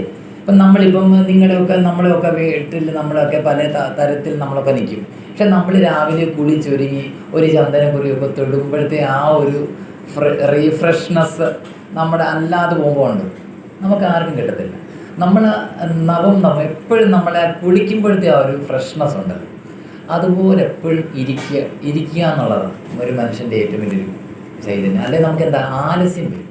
നമ്മൾ കുറച്ച് ചിലരെ കണ്ടില്ല ഇങ്ങനെ മടിയന്മാർ രാവിലെ കുടിക്കാതൊക്കെ ഇരുന്നാൽ, അതിനാ പറഞ്ഞ ബ്രഹ്മേ മുഹൂർത്തെ ഉത്തിഷ്ഠേ സ്വസ്ഥോ രക്ഷാർത്ഥം. നമ്മുടെ ഒന്നും പിള്ളേരൊക്കെ കണ്ടിട്ട് പോലുമില്ല ഈ 2:30 മണിയൊക്കെ പറഞ്ഞാൽ അല്ലേ? കേരളത്തിൽ ആദ്യം നടന്നു തുറക്കുന്ന ഒരു അമ്പലമുണ്ട് ഇവിടെ, കോട്ടയം തിരുവാർപ്പം, അല്ലെങ്കിൽ ഭഗവാന്റെ ഹരിഞ്ഞാണ് ഉരുക്കിപ്പോകുന്നത്. അവിടെ ശരിക്കും തിരുവാറിൻ്റെ പ്രതിഷ്ഠ മുഹമ്മദ് ഉണ്ടായിരുന്ന അവിടുന്ന് ഒഴുക്കി വിട്ടതാണ്. അപ്പം അവിടെ ഈ സൂര്യൻ്റെ ആ നിഴലിൻ്റെ അനുസരിച്ചാണ്, അല്ല പ്രത്യേക സമയമില്ല, അവിടെ നിഴലിൻ്റെ അനുസരിച്ച് അവിടുത്തെ ഓരോ പൂജകളും ചിട്ടപ്പെടുത്തിയിരിക്കുന്നത്. അവിടെ ഒരു മഴ വെച്ചിട്ടുണ്ട്, പോയിട്ടില്ലാത്തവർക്ക് പോയ കാണാം. എന്തെങ്കിലും കാരണവശാൽ തന്ത്രിയോ തിരുമേനിയോ വരാൻ താമസിക്കുകയാണെങ്കിൽ അടിയന്തരമായിട്ട് ഈ മഴ കൊണ്ട് ശ്രീകോവിൽ വെട്ടിപ്പൊളിച്ചിട്ട് ഭഗവാന് അഭിഷേകം നടത്തി നീതിച്ചോളമാണ്. അഭിഷേകം നടത്തിയിട്ട് നീതിക്കുന്നതിന് മുമ്പ് ഈ തോർത്തുന്ന പരിപാടിയൊന്നുമില്ല. അഭിഷേകം കഴിഞ്ഞ ഉടനെ നീതിയാണ് അവിടെ. അപ്പം അങ്ങനെ ഒരു സമ്പ്രദായം ആ അമ്പലത്തിലുണ്ട്. പോയാൽ നിങ്ങൾക്ക് കാണാം, മഴയൊക്കെ അവിടെ വെച്ചിട്ടുണ്ട്. അപ്പം അങ്ങനത്തെ ഒരു ചിട്ടപ്പെടുക. അപ്പോൾ ഇതൊക്കെ എന്തിനാണ് നമ്മൾ ചെയ്തിരിക്കുന്നത്? നമുക്ക് രാവിലെ എഴുന്നേറ്റിക്കുമ്പം ഈ സരസ്വതിയുടെ കൃപ നല്ലപോലെയുണ്ട്. നിങ്ങൾ 10 വട്ടം ഈ നാരായണീയം വായിക്കുന്ന ആരെങ്കിലുമൊക്കെ അമ്മമാർ കാണുമല്ലോ ഇതിനകത്ത് ഇല്ലേ? ഈ നാരായണീയം വായിക്കുന്നവർ ഉച്ചയ്ക്കും പകലും ഒക്കെ ഇരുന്ന് വായിക്കുന്ന 10 വട്ടം വായിക്കുന്ന ഒരധ്യായം നിങ്ങൾ രാവിലെ എഴുന്നേറ്റ് കുളിച്ച് ശുദ്ധമായിട്ടൊന്ന് വായിച്ച് ഒറ്റ വട്ടം നട്ടെല്ല് നിവർന്ന് വേണം നമ്മൾ പ്രത്യേകിച്ച് മെഡിറ്റേഷനും ഈ ഈശ്വര ഭജനും ഒക്കെ. നട്ടെല്ല് എന്താ, ഈ കുണ്ടലിനി ചരിഞ്ഞിരുന്നാലും നമുക്ക് ആലസ്യം വരും. കുണ്ടലിനി നിവർന്നിരുന്ന് വേണം നമ്മൾ പ്രത്യേകിച്ചും ഈശ്വര സ്മരണ ചെയ്യാൻ. ഒറ്റവട്ടം വായിച്ചാൽ അത്രയും പദങ്ങൾ പരിചയവുമാകും, നിങ്ങളത് ഹൃദ്യസ്ഥമാകും, മറക്കത്തില്ല. അപ്പോൾ എപ്പോഴാണ് ഈ ബ്രാഹ്മ മുഹൂർത്തം? അതാ പറഞ്ഞ ബ്രഹ്മേ മുഹൂർത്തെ ഉത്തിഷ്ഠേ സ്വസ്ഥോ രക്ഷാർത്ഥമായുഷ. നമ്മുടെ ലൈഫ് എത്ര നാൾക്ക് നമുക്ക് ആരോഗ്യം വരെ ഇത് പ്രദാനം ചെയ്യും. ഇപ്പോൾ രാവിലെ 2:30 മുതൽ 6 മണി വരെയുള്ള സമയത്തെയാണ് ബ്രാഹ്മ മുഹൂർത്തം എന്ന് പറയുന്നത്. അപ്പം ഈ ഗണപതി ഹോമത്തിൻ്റെ ഒക്കെ ഒരു ചിട്ട എന്ന് പറയുന്നത് ഈ നമ്മുടെ രോമകൂപങ്ങൾ കാണുന്ന സമയം കർപ്പൂരം ഒഴിഞ്ഞ് തീരണമാണ്. അതായത് ഇത്ര ഗായത്രി ജപിച്ച് സൂര്യപ്രകാശം നമ്മളിലോട്ട് വരുന്ന സമയത്ത് ആ സൂര്യപ്രകാശത്തിന് അഭിമുഖമായിട്ട് കർപ്പൂരം ആരതി നടത്തിയിരിക്കണം. അപ്പം നമ്മുടെ രോമകൂപങ്ങൾ നമ്മളെ കാണുന്ന ഭാഗമാകുന്ന സമയമാകത്തുള്ളൂ. അതിനു മുമ്പ് ഗണപതി ഹോമം കഴിഞ്ഞിരിക്കണം. പിന്നെ വൈകിട്ട് ഗണപതി ഹോമം ചെയ്യുന്ന ചില പ്രത്യേക ഇല്ലക്കാർക്കേ ഉള്ളൂ, അതെല്ലാവർക്കും ഇല്ലതാണ്. അപ്പം ആ ഗണപതിക്ക് പല്ലുള്ള തേങ്ങ തിരുമിയാണ് ഗണപതിക്ക് ഇടുന്നത്. അത് നിങ്ങൾക്ക് ഇവിടെ ചില സ്ഥലങ്ങളിലേ ഉള്ളൂ, ഇവിടെ ഉണ്ടോയെന്ന് എനിക്കറിയത്തില്ല. ഞാൻ അങ്ങനെയുള്ള ഇല്ലങ്ങളിൽ പോയിട്ടുണ്ട്. അവിടെ വൈകിട്ട് മാത്രമാണ് ഗണപതി ഹോമം. അവിടുത്തെ ഗണപതിക്ക് പല്ലില്ലാത്തതുകൊണ്ട് ആ ഗണപതിക്ക് തേങ്ങ സാറിനറിയാമായിരിക്കും, തേങ്ങ തിരുമിയിട്ടാണ് ഗണപതി ഹോമം ചെയ്യാറ്. അപ്പം ഇങ്ങനെയൊക്കെയുള്ള എന്തിനെങ്ങനെയൊക്കെ ചെയ്തു വെച്ചിരിക്കുന്നത്, നമ്മുടെ മനസ്സിന് ഭക്തി ഉണ്ടാകും. പ്രത്യേകിച്ച് ബ്രാഹ്മ മുഹൂർത്തത്തിൽ നമ്മൾ എന്ത് ചെയ്താലും അത് ഹൃദ്യസ്ഥമാകും. അപ്പം നമുക്ക് ആ ബ്രാഹ്മ മുഹൂർത്തത്തിൽ എഴുന്നേറ്റാലേ നമുക്ക് ഈശ്വര കൃപ ഉണ്ടാകത്തുള്ളൂ. അതിനെ രാവിലെ എഴുന്നേറ്റ് നമ്മുടെ പ്രഭാത കൃത്യങ്ങൾ ചെയ്തിട്ട് നമ്മുടെ ശരീരത്തിനും മനസ്സിനും ഒക്കെ അത് ഉന്മേഷവുമാണ്. നമ്മുടെ ഉപാചയ പ്രവർത്തനം നമ്മൾ രാവിലെ ഇതൊക്കെ ചെയ്യുമ്പം, നമ്മുടെ ദിനകൃത്യങ്ങൾ ചെയ്യുമ്പം നമ്മുടെ പല രോഗങ്ങളും ഇല്ലാതാകും. പക്ഷെ നമ്മളിതൊക്കെ വെച്ച് സൂര്യൻ മൂടി വന്നാലും നമ്മളെല്ലാം കിടന്ന് ഉറങ്ങും, നമ്മുടെ കുഞ്ഞുങ്ങൾ ഉൾപ്പെടെ. അതുകൊണ്ട് നമുക്ക് ഈശ്വരാധീനം ഒത്തിരി കുറവായിട്ട് വരും. അപ്പം അങ്ങനെയുള്ള ഭഗവാനെ എൻ്റേതെന്ന് എനിക്കും എൻ്റേത് ഞാൻ ഇങ്ങനെയൊക്കെയുള്ള സ്വാർത്ഥത എനിക്ക് തോന്നരുത് എന്ന് പറയുന്നു. പിന്നെ ആരാണ് ഗോപികാരമൺ? അപ്പം ഭഗവാൻ ഗോപികളുടെ രമൺ. എന്തുകൊണ്ട് എപ്പോഴും ഗോപികളോട് ഭഗവാൻ ഗോപിക്കുന്നത്? അവർക്ക് അത്ര ഭക്തിയായിരുന്നു. സ്ത്രീകളെ കണ്ടുപിടിക്കാനാണ് ഭക്തിക്ക് ഭാഗവതത്തിൽ പറയുന്നത്. അവരെപ്പോഴും ഭഗവാനെ തന്നെ സദാ നിരന്തരം. നിങ്ങൾ ആ ഭാഗവതമൊക്കെ മൂലം വ്യാഖ്യാനിക്കുന്നിടത്ത് എന്നാൽ വിപ്രപത്നിമാരുടെ അനുഗ്രഹത്തിൻ്റെ ഒക്കെ ഭാഗത്തിൽ ചെന്നാൽ അറിയാം, ഭഗവാൻ ഞങ്ങൾക്ക് ആഹാരം തരാൻ പറഞ്ഞപ്പോഴത്തേക്ക് അവരെല്ലാം തിരിച്ചിട്ട് പോവുക. ഭഗവാന്റെ വീടുകാണ സമയത്ത് അവർ തന്നെ പരിസരം മറന്നിട്ട് അവർ കാലയിലിടുന്നത് കഴുത്തിലിട്ട് അരയിലിട്ടു, കുങ്കുമമൊക്കെ കാല് വാരി പൂശി. അവർക്ക് പോലും അവരുടെ ആ പരിസര ബോധം വന്ന് അത്ര ഭക്തി ഉള്ളവരായതുകൊണ്ടാണ്. അതുകൊണ്ട് ആ ശ്ലോകം തന്നെ ബ്രഹ്മാവ് പറയുന്നുണ്ട്, അഹോ ഭാഗ്യം വൃന്ദാവൻ. ഈ വൃന്ദാവനത്തിൽ വന്ന് ജനിച്ചത് തന്നെ ഭയങ്കര ഭാഗ്യമാണെന്ന് പറയാറുണ്ട്. അപ്പം അതുകൊണ്ട് അവരുടെ ഭക്തി കൊണ്ടാണ്, ദേവസ്ത്രീകളാണെന്നും പറയാറുണ്ട്. അപ്പം അവരുടെ ഭക്തിയെ കാണിക്കാനാണ് അങ്ങനെ പറയുന്നത്. അപ്പം അവരുടെ നടപ്പും ഇരിപ്പും എല്ലാം ഭഗവാൻ തന്നെയാണെന്ന ആ ഭാവനയിൽ തന്നെ കഴിഞ്ഞതുകൊണ്ട് അവരെ പോലെ ഈശ്വരമയമായി തോന്നണേ നാരായണ, അതിനായി ഞാൻ നമസ്കരിക്കുന്നു എന്നാണ് ഈ ശ്ലോകം കൊണ്ട് ചെറുതായിട്ടൊന്ന് പറഞ്ഞു വെക്കുന്നത്. ഞാനെന്ന ഭാവത്തെ അകറ്റി ആത്മജ്ഞാനത്തിൽ ബുദ്ധി ഉറയ്ക്കണമെന്ന് പ്രാർത്ഥിക്കുന്നു. ഈ ഞാനെന്ന ഭാവം കളയുക എന്നുള്ളതാണ് ഏറ്റവും വലുത്. നമ്മുടെ ഈ സ്പിരിച്വാലിറ്റിയിലെ ഏറ്റവും വലിയ ഒരു കാര്യം തന്നെ ഞാനെന്ന ഭാവത്തെ കളയുക. ഇപ്പം അത് വലിയ പാഠമാണ്. ഇപ്പം 10 ദിവസം സപ്താഹത്തിന് വന്നു, ഇദ്ദേഹം 10 ദിവസം ഈ സീറ്റിലായിരുന്നെങ്കിൽ 11ാമത്തെ ദിവസം അറിയാം ആ സീറ്റിൽ ഒരാൾ കയറിയിരുന്നാൽ അമ്പടാ എൻ്റെ സീറ്റിലാൻ പിടിച്ചു, അത് വന്നാൽ പോയി. അപ്പോൾ അത് തോന്നരുത്. വിവേകാനന്ദ സ്വാമിയൊക്കെ പറയാറുണ്ട്, ഭക്തൻ്റെ ദാസനാകണം, എങ്കിലേ നമുക്ക് ഈശ്വരനെ അറിയാനും രുചിക്കാനും അനുഭവിക്കാനും പറ്റത്തുള്ളൂ. ഇനി 4ാമത്തതും അർക്കാനലാതി വെളിവൊക്കെ ഗ്രഹിക്കുമൊരു കണ്ണിന്നു കണ്ണു മനമാകുന്ന കണ്ണതിന് കണ്ണായിരുന്ന പൊരുൾ താനെന്നുറയ്ക്കുമളവ് ആനന്ദമെന്തു ഹരിനാരായണായ നമഃ. അർക്കൻ അനൽ. അപ്പം ഈ സൂര്യൻ അഗ്നി, ഈശ്വരൻ ഞാൻ തന്നെ എന്ന ബോധം ഉറയ്ക്കുമ്പോൾ പരമാനന്ദം ഉണ്ടാകും. അപ്പം നമ്മൾ ഇപ്പോൾ എന്താണ്, ഈശ്വരനെ അറിയാതെ നമ്മളൊക്കെ ഈ കസ്തൂരിമാൻ തൻ്റെ നാഭിയിൽ നിന്ന് പോകുന്ന കസ്തൂരി തിരഞ്ഞ് നടക്കുന്ന പോലെ നമ്മൾ ഓരോരുത്തരും ഇപ്പം സാറ് പറഞ്ഞ പോലെ ഗുരുവായൂരമ്പലത്തിൽ പോകുന്ന കുറച്ച് പേര് എന്തോ മണി കെട്ടിയാൻ പറ്റും, അവരുടെ കൊല്ലത്തെ കാട്ടിൽ മേഘാതിൽ പോകുന്നു, കുറച്ച് പേര് ചപ്പളത്തോട് പോകുന്നു. എല്ലാവർക്കും എളുപ്പമെന്ന് വേണം. സാറ് പറഞ്ഞ പോലെ എന്ത് കിട്ടും, നമുക്ക് അവിടെ പോയി എന്ത് കിട്ടും. അപ്പം ആപതിക്കും കരണീയം, ആപത്ത് വരുമ്പോൾ കിം, എന്താണ് കരണീയമായിട്ടുള്ളത്? അപ്പോഴാ ഉടനെ ഉദ്ദണ്ഡശാസ്ത്രികൾ പറഞ്ഞു, സ്മരണയുഗളം തവ ജഗദംബായം. ജഗദംബയായിട്ടുള്ള ആ പരാശക്തിയുടെ പദകമലങ്ങളെ സ്മരിച്ചാൽ മതി. നമ്മുടെ ആൾക്കാർക്ക് അതുകൊണ്ട് തീരുന്നു. അവിടെയും ചോദ്യം എന്ത് കിട്ടും? അപ്പോഴാ പറഞ്ഞ ബ്രഹ്മ ശങ്കര രുദ്രന്മാർക്ക് പോലും അപ്രാപ്യമായിട്ടുള്ള ആ ഭഗവത് പാദം കിട്ടുക. അപ്പം നമ്മുടെ എല്ലാവരുടെയും ഒരു കാര്യം അത്, ഞാൻ വള്ളിക്കോട് ആശ്രമത്തിൽ വന്നാൽ എനിക്ക് എന്ത് കിട്ടും, എനിക്ക് അതുകൊണ്ടുള്ള എന്താ ബെനിഫിറ്റ് എന്താ? അല്ല നമുക്ക് ഞാനിവിടെ വന്നു എൻ്റെ സഞ്ചിത പ്രാരബ്ധ ആർജിത കർമ്മങ്ങൾ കുറച്ചെങ്കിലും തീരുമെന്നൊന്നും ആരും വിചാരിക്കുന്നില്ല. അങ്ങനെ വിചാരിച്ച് വരുന്നവരുണ്ടെങ്കിൽ അവരെ നമസ്കരിക്കണം.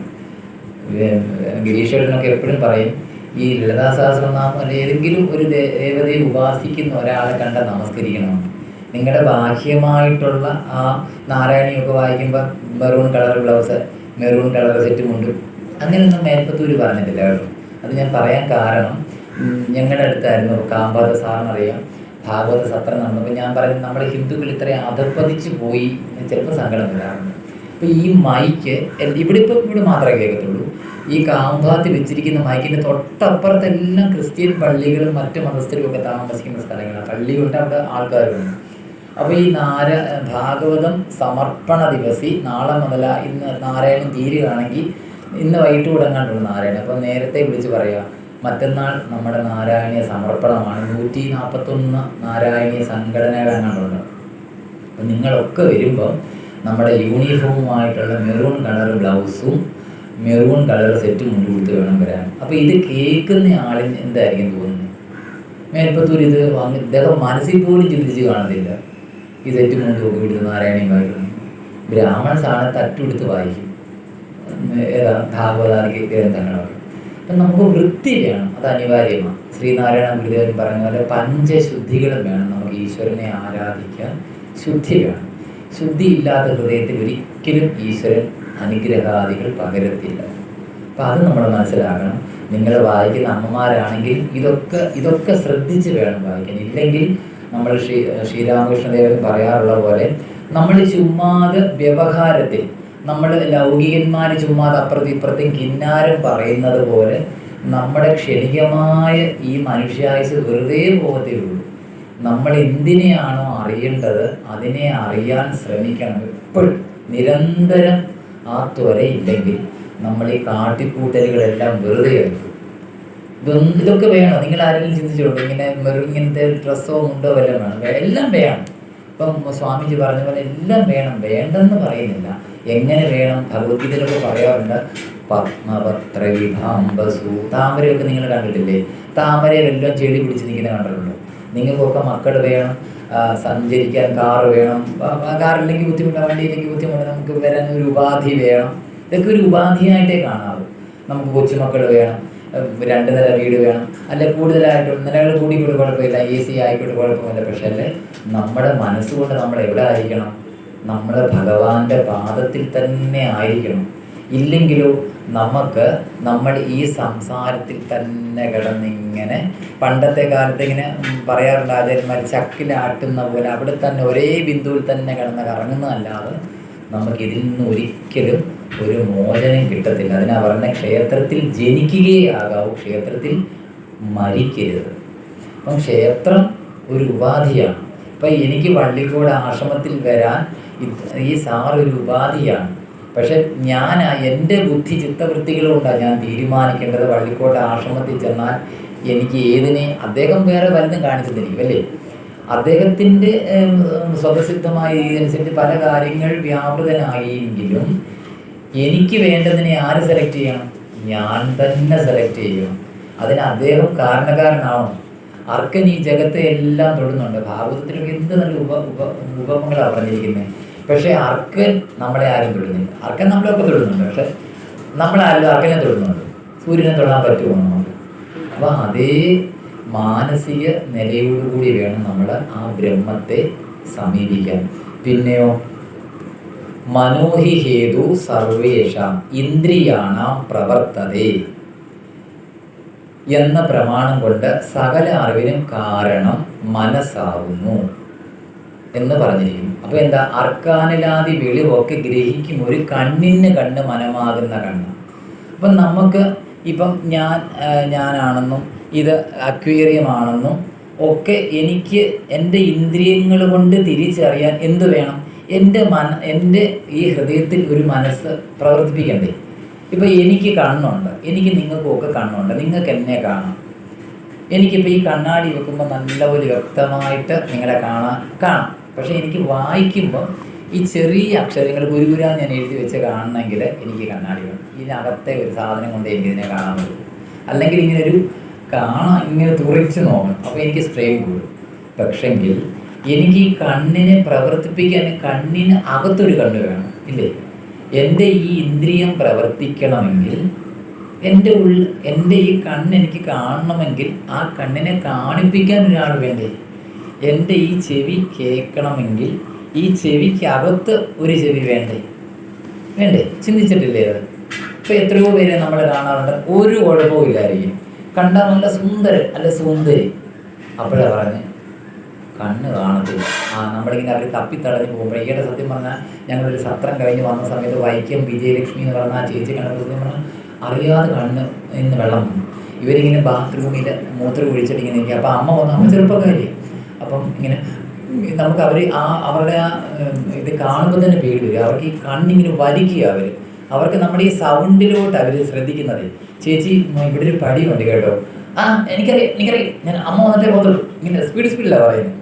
അപ്പോൾ നമുക്ക് ഇത്രയൊക്കെ ഉണ്ടായിട്ട് നമ്മൾ ആരും ഈശ്വരനെ അറിയുന്നുണ്ട്. അപ്പം കണ്ണുണ്ടെങ്കിൽ പോരാ, കാണുന്നതിന് പണിയുണ്ടെന്ന് രാമായണത്തിൽ പറയുന്നുണ്ട് അല്ലേ? ഈ കിളിപ്പാട്ടൊക്കെ വായിക്കുന്നവർക്കറിയാം, കണ്ണുണ്ടെങ്കിലും അതിനെ നിങ്ങളിലോട്ട് കാണിക്കാനും ഒരു പണിയുണ്ട്.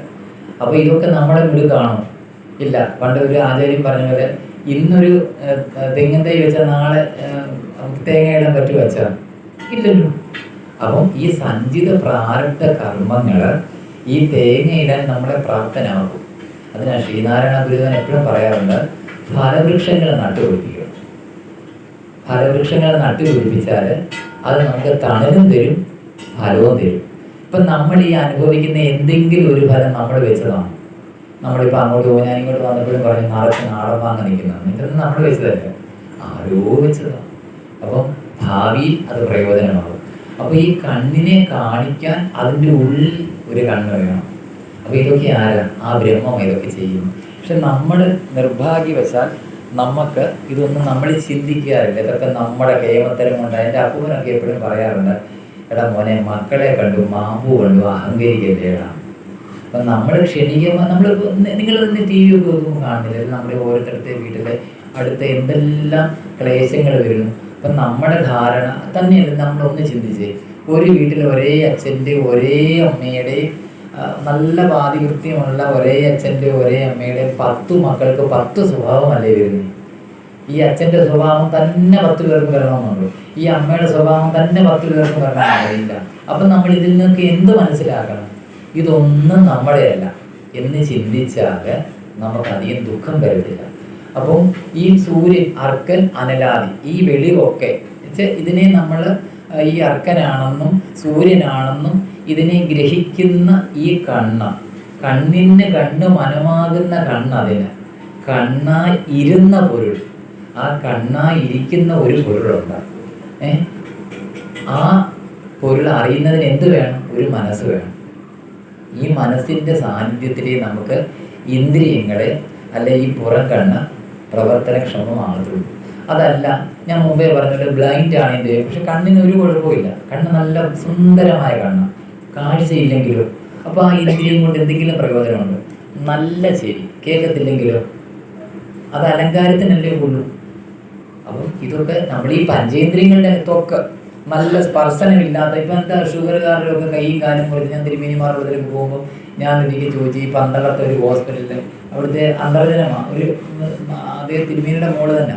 അപ്പോൾ അവരിങ്ങനെ ഒരു പ്രത്യേക പേര് പറയും, ഇങ്ങനെ ചുമ്മാ ചെത്തുക പറയുന്നത്, കാല് ചെത്തുക, കൈ ചെത്തുന്ന കണ്ടില്ല, കാല കൂടി ചെത്തുന്ന എല്ലാവരും ഇങ്ങനെ ചെത്തി, ഉരുളക്കിഴങ്ങൊക്കെ ചെത്തി ഇടുന്ന പോലെ ഇങ്ങനെ കൂനെ കൂട്ടിയിടും ഓരോരുത്തരുടെ. ചിലരുടെ വിരലൊക്കെ ഇങ്ങനെ മുറിഞ്ഞു പോയി, ചിലർക്ക് ചോര വരും. അപ്പോൾ ഞാൻ ചോദിച്ചു, തിരുമേനി ഇവർക്ക് വേദനിക്കത്തില്ലേ? അപ്പം ചിരിച്ചു. അപ്പോൾ ഈ ഡോക്ടർ എന്നെക്കാളും സ്കെൽറ്റാ മേഡം, അദ്ദേഹത്തിൻ്റെ മോള്. എന്താ പയ്യൻ ചോദിച്ചത്? അല്ല, പുള്ളി ഭാഗവത സത്താവൊക്കെ പറയാൻ പോകുന്ന ആളാണ്. എന്നോട് ചോദിക്കുമായിരുന്നു, തിരുമേനി ഇഞ്ചക്ഷൻ ചെയ്യാതാണോ, അനസ്തീഷ്യ ചെയ്യാതാണോ ചുമ്മാതെ പിടിച്ച് ചെത്തുന്നതെന്ന്. അപ്പോൾ ഈ ഡോക്ടർ എന്നോട് ചോദിക്കുക, മൊത്തം മരച്ചിരിക്കുന്നവരെ എന്തോ മരപ്പിക്കാനാണ്? ഒന്ന് ആലോചിച്ച് നോക്കിക്കേ. നമ്മളിതൊക്കെ സ്വയം ചിന്തിക്കേണ്ട കാര്യങ്ങൾ. നമ്മൾ ക്ഷേത്രത്തിൽ, ഞാൻ എൻ്റെ അമ്മയോട് എപ്പോഴും പറയും, നമ്മളൊരു ഇത് വീണ്ടും വീണ്ടും ഊട്ടി ഉറപ്പിക്കുന്ന വെച്ചാൽ നിങ്ങൾ മറക്കാതെ ചെയ്യണം. നമ്മളൊരു ക്ഷേത്രത്തിൽ പോയി നിങ്ങൾക്ക് എന്ത് ചെയ്യാൻ പറ്റും? നിങ്ങൾ അവിടുത്തെ തിരുമേനിയെ നന്നാക്കാനോ അമ്പലം നന്നാക്കാനോ ഒന്നും നമുക്ക് പറ്റത്തില്ല. നമുക്ക് എന്ത് ചെയ്യാൻ പറ്റും? ഒരു ദേവിയുടെ ക്ഷേത്രത്തിൽ പോയാൽ ആ സഹസ്രനാമം കൊണ്ടുപോയാൽ നിങ്ങൾ ലോകകാര്യങ്ങളൊക്കെ വിടുക. നിങ്ങളെ കൊണ്ട് ഇത് ഉദ്ധരിക്കാൻ പറ്റത്തില്ല. എത്രയോ മഹത്തുക്കൾ വന്നിട്ട് ഉദ്ധരിക്കാൻ പറ്റാത്തതാണോ കേവലം നമുക്ക് ഉദ്ധരിക്കാൻ പറ്റുന്നില്ല. അപ്പം നമുക്ക് എന്ത് ചെയ്യാൻ പറ്റും? മുമ്പേ സ്വാമി പറഞ്ഞ പോലെ മനനാത്രായതേ ഇതി മന്ത്രം. പണ്ട് പറയാറുണ്ട്, ഒരു ചിത്രശലഭത്തിൻ്റെ ക്യൂമ അവസ്ഥയിൽ പോലും അതിൻ്റെ ഒരു ചെറിയ തരംഗം പോലും ഈ ഭൂമിയെ ഒത്തിരി പ്രകമ്പനം കൊള്ളിപ്പിക്കുന്നുണ്ട്. സ്വാമി എപ്പോഴും പറയാറുണ്ട്, നമ്മളൊരു പൊതുവേദിയിൽ കുറേ പേര് ഒന്നിച്ച് ഒരേ സത്സംഗത്തിനിരിക്കുമ്പോൾ ഒരാൾ ഭയങ്കരമായിട്ട് ചുമയ്ക്കുന്നു, കുരയ്ക്കുന്നു, ചൊറിയുന്നു, നിങ്ങൾ അടുത്തിരിക്കുന്നവർക്കെല്ലാം അതിൻ്റെ പ്രകമ്പനങ്ങളുണ്ടാകും ഇല്ലേ? നമ്മൾ ഒരാൾ ഭയങ്കരമായിട്ട് പലതരത്തിൽ ബിഹേവിയർ ചെയ്യുമ്പോൾ നമ്മുടെ ശ്രദ്ധ എങ്ങോട്ട് പോകും? അങ്ങോട്ട് കൂടെ പോകും. അപ്പം അതിനാ പറയുന്നത്, ഒരു വ്യക്തി നന്നായാൽ ഒരു കുടുംബം നന്നാകും, ഒരു കുടുംബം നന്നായാൽ ഒരു സമൂഹം നന്നാകും, ഒരു സമൂഹം നന്നായാൽ ഒരു രാഷ്ട്രം നന്നാകും. അപ്പം നമുക്ക് നിങ്ങളെ എല്ലാവരും നന്നാക്കിയിട്ട് എനിക്ക് നന്നാകാൻ പറ്റുമോ? പറ്റത്തില്ല. അപ്പം എനിക്ക് എന്ത് ചെയ്യാൻ പറ്റും? അപ്പം എൻ്റെ അമ്മയോട് ഞാൻ പറയും, അമ്മ പുസ്തകവുമായിട്ട് പോവുക. അമ്മയെ ആരെയും നോക്കണ്ട, ജാനകിനെയും സാവിത്രിയും സുശീലയും ഒന്നും നോക്കണ്ട. അമ്മ പോവുക, ദേവിയെ തൊഴുക, അങ്ങോട്ട് മാറി ആർക്കും ബുദ്ധിമുട്ടില്ലാത്ത സ്ഥലത്തോട്ട് പോയി 10 തിരുനാമങ്ങൾ ജപിക്കുക. എന്തെങ്കിലും ദോഷമുണ്ടോ? ഏതെങ്കിലും തിരുമേനിമാർക്ക് പൈസ കൊടുക്കണം? ഒന്നും കൊടുക്കണ്ട. ആ മുമ്പേ പറഞ്ഞ ക്ഷയാത്രായതേ ഇതി ക്ഷേത്രം. അങ്ങനെയുള്ള ആ പോസിറ്റീവ് എനർജി തുളുമ്പിരിക്കുന്ന സ്ഥലത്തിരുന്നുകൊണ്ട് 10 തിരുനാമങ്ങൾ ജപിച്ചാൽ ആർക്കൊക്കെയാണ് ഗുണം? അമ്മയ്ക്ക് ഗുണം. ആ മന്ത്രങ്ങളുടെ ആ വായിന്ന് വരുന്നത് കൊണ്ട് അവിടെ ഉണ്ടാകുന്ന അത്രയും ആ വായു ശുദ്ധമാകും. ആ ക്ഷേത്രത്തിൻ്റെ അന്തരീക്ഷത്തിന് ശുദ്ധി വരും. പിന്നോ യാനി യാനിജ നാമാനി താനി താനി വിനശ്യന്തി പ്രദക്ഷിണവതേ പതേ. സ്ഥലം മുഴുവനും ശുദ്ധീകരിക്കും. നമ്മൾ 4 വരെ ആയുള്ളൂ, അർക്കാനലാദി വരെ ആയുള്ളൂ. ഇങ്ങനെ പോകുന്നത് നല്ലതെന്ന് എനിക്ക് തോന്നിയത് കൊണ്ടാണ്. തെറ്റുണ്ടെങ്കിൽ പറഞ്ഞു തരണം. നമുക്ക് ഇങ്ങനെ ചെയ്യാൻ നിങ്ങൾക്കും മനസ്സിലാകും. അപ്പം ഞാൻ പറഞ്ഞ 4 പറഞ്ഞത് നിങ്ങൾ അമ്മമാർക്കൊക്കെ കാണാതെ അറിയാമായിരിക്കും. എന്നാലും എണ്ണമറ്റ തിരുനാമമുള്ളവർ ഒന്നു മാത്രം ഒരിക്കലൊരു ദിനം സ്വസ്ഥമായിട്ടിരിക്കുമ്പോഴെങ്കിലും തന്നെത്താൻ അറിയാതെയെങ്കിലും മറ്റൊരുത്തർക്ക് വേണ്ടി എന്നാകും. നമ്മൾ എന്തെല്ലാം കാര്യങ്ങൾക്ക് വേണ്ടി വെറുതെ സമയങ്ങൾ. അപ്പം നമ്മൾ 10 തിരുനാമങ്ങൾ നിരന്തരം ജപിക്കുക. അറിയാവുന്ന കീർത്തനങ്ങൾ തന്നെ വീണ്ടും വീണ്ടും ജപിക്കുമ്പം, ഇപ്പം നിങ്ങൾ നാരായണി വായിക്കുന്നതിന് മുമ്പ് ഞാൻ നാരായണി എന്ന് കേട്ടതുകൊണ്ടാണ് നാരായണത്തെ തന്നെ പിടിച്ചത്. ഈ നാരായണി ഓരോ ശ്ലോകങ്ങളും നിങ്ങൾ ഓരോ വേദിയിൽ വായിക്കുമ്പോഴും നിങ്ങൾ വീട്ടിൽ ഇരുന്ന് സ്വയം ഹൃദ്യസ്ഥമാകുമ്പോഴാണ് ഓരോ തെറ്റുകളും മനസ്സിലാകുന്നത്. നമ്മൾ വലിയ രാഗമൊന്നും ഭഗവാൻ പറഞ്ഞിട്ടില്ല. അപ്പോൾ എന്താ, കുന്തി മാതാവ് സ്തുതിക്കുന്ന ഒരു ഭാഗമുണ്ട്. എന്താ അതിൻ്റെ വരുന്ന ഭാഗമാണ് എന്താ, കൃഷ്ണായ വാസുദേവായ ദേവകീ നന്ദനായ ച നന്ദഗോപകുമാരായ ഗോവിന്ദായ നമോ നമ. അപ്പം അങ്ങനെ വരുമ്പം നമ പങ്കജനാഭ ഇങ്ങനെയൊക്കെ വന്നിട്ട് വരും. വിപതൽ സന്തു നശ്വൽ തത്ര തത്ര ജഗദ്ഗുരു ഭവതോ ദർശനം യത് സ്യാത് അപുനർഭവദർശനം. ഭഗവാനെ എനിക്ക് അടിക്കടി വിപത്തുകൾ തന്നെ തന്നോട്ടെ. അപ്പം കുന്തിമാതാവാര ഈ ഭഗവാന്റെ അച്ചമ്പങ്ങളാണ്. അപ്പോൾ ഭഗവാനെ എനിക്ക് അടിക്കടി ദുഃഖങ്ങൾ തരട്ടെ. എന്തുകൊണ്ടാണ്? ഈ ദുഃഖങ്ങൾ തരുമ്പം എനിക്ക് അടിക്കടി നിന്റെ അപുനർഭവ ദർശനം. എന്താ ദർശനം എന്ന് ഞാനിപ്പോൾ പറഞ്ഞതിനെ തന്നെ കൂട്ടി ചെയ്തു. ദൃശ്യതേ നേന ഇതി ദർശനം. ഈ ഇരിക്കുന്ന സാറിനെ ഞാൻ ഈ കാണുന്നതല്ല ദർശനം. ഞാൻ മുമ്പേ പറഞ്ഞ പോലെ ക്ഷേത്രത്തിലെ ആ നടയടയ്ക്കുമ്പോൾ നമ്മൾ അത്രയും നേരം കണ്ട സ്വരൂപത്തെ മനസ്സിൽ നല്ലപോലെ സ്വാംശീകരിച്ചു. പാദാദികേശവും കേശാദിപാദവും നമ്മൾ നല്ലപോലെ മനസ്സിലാക്കി വീണ്ടും ഒരു മണി അടിക്കും. നിർഭാഗ്യവശാൽ ഈ 2ാമത്തെ മണി അടിച്ച് നട അങ്ങോട്ട് തുറക്കുമ്പോൾ നിങ്ങളെ കണ്ണ് തുറന്നോളാൻ പറഞ്ഞ ഈ മണി അടിക്കുന്നത്. പക്ഷെ നമ്മളിൽ 100ൽ 110 പേരും അന്നേരം എൻ്റെ ഗുരുവായൂരപ്പാ എനിക്കിത് കാണുകയേ വേണ്ടെന്ന് പറഞ്ഞ് കണ്ണത്. ശ്രദ്ധിച്ചാൽ മതി. നമ്മൾ പലരും നമുക്കൊരു ക്ഷേത്രത്തിൽ പോയാൽ അവിടുത്തെ ഒരു പ്രോട്ടോകോൾ അറിയത്തില്ല. നമ്മളൊരു ആശ്രമത്തിൽ പോയി, ഒരു ക്ഷേത്രത്തിൽ പോയി, നമുക്ക് അവിടെ എങ്ങനെയാണ് ആ ക്ഷേത്രത്തിൽ പോകേണ്ടത്? പാർട്ടി ഓഫീസിൽ പോകുന്ന പോലെ പലരും പോകുന്നത്. കയ്യും വീശി 10 തിരുനാമം. ശ്രീരാമകൃഷ്ണൻ എപ്പോഴും പറയും, ലൗകികന്മാർ എപ്പോഴും ലൗകിക വിഷയങ്ങളെക്കുറിച്ച് ചോദിച്ചുകൊണ്ടിരിക്കും ആശ്രമത്തിൽ വന്നാൽ. സ്വാമി എൻ്റെ വീട്ടിലെ കാര്യം അതൊന്നും നമുക്ക് അറിയേണ്ട കാര്യമില്ല. നിങ്ങളുടെ സ്വതസിദ്ധമായിട്ടുള്ള ആത്മജ്ഞാനത്തെ ഉണർത്താൻ പറ്റുന്ന കാര്യങ്ങൾ മാത്രമേ ആരോട് സംസാരിക്കാവൂ? പഞ്ചേന്ദ്രിയങ്ങളെ അഗ്നിയിൽ ദഹിപ്പിച്ച വിരിജ ഹോമം വരെ ചെയ്ത സ്വാമിമാരോട് നിങ്ങളുടെ ലൗകിക കാര്യങ്ങളുണ്ട് വല്ല കാര്യമുണ്ടോ? ഒരു കാര്യമില്ല.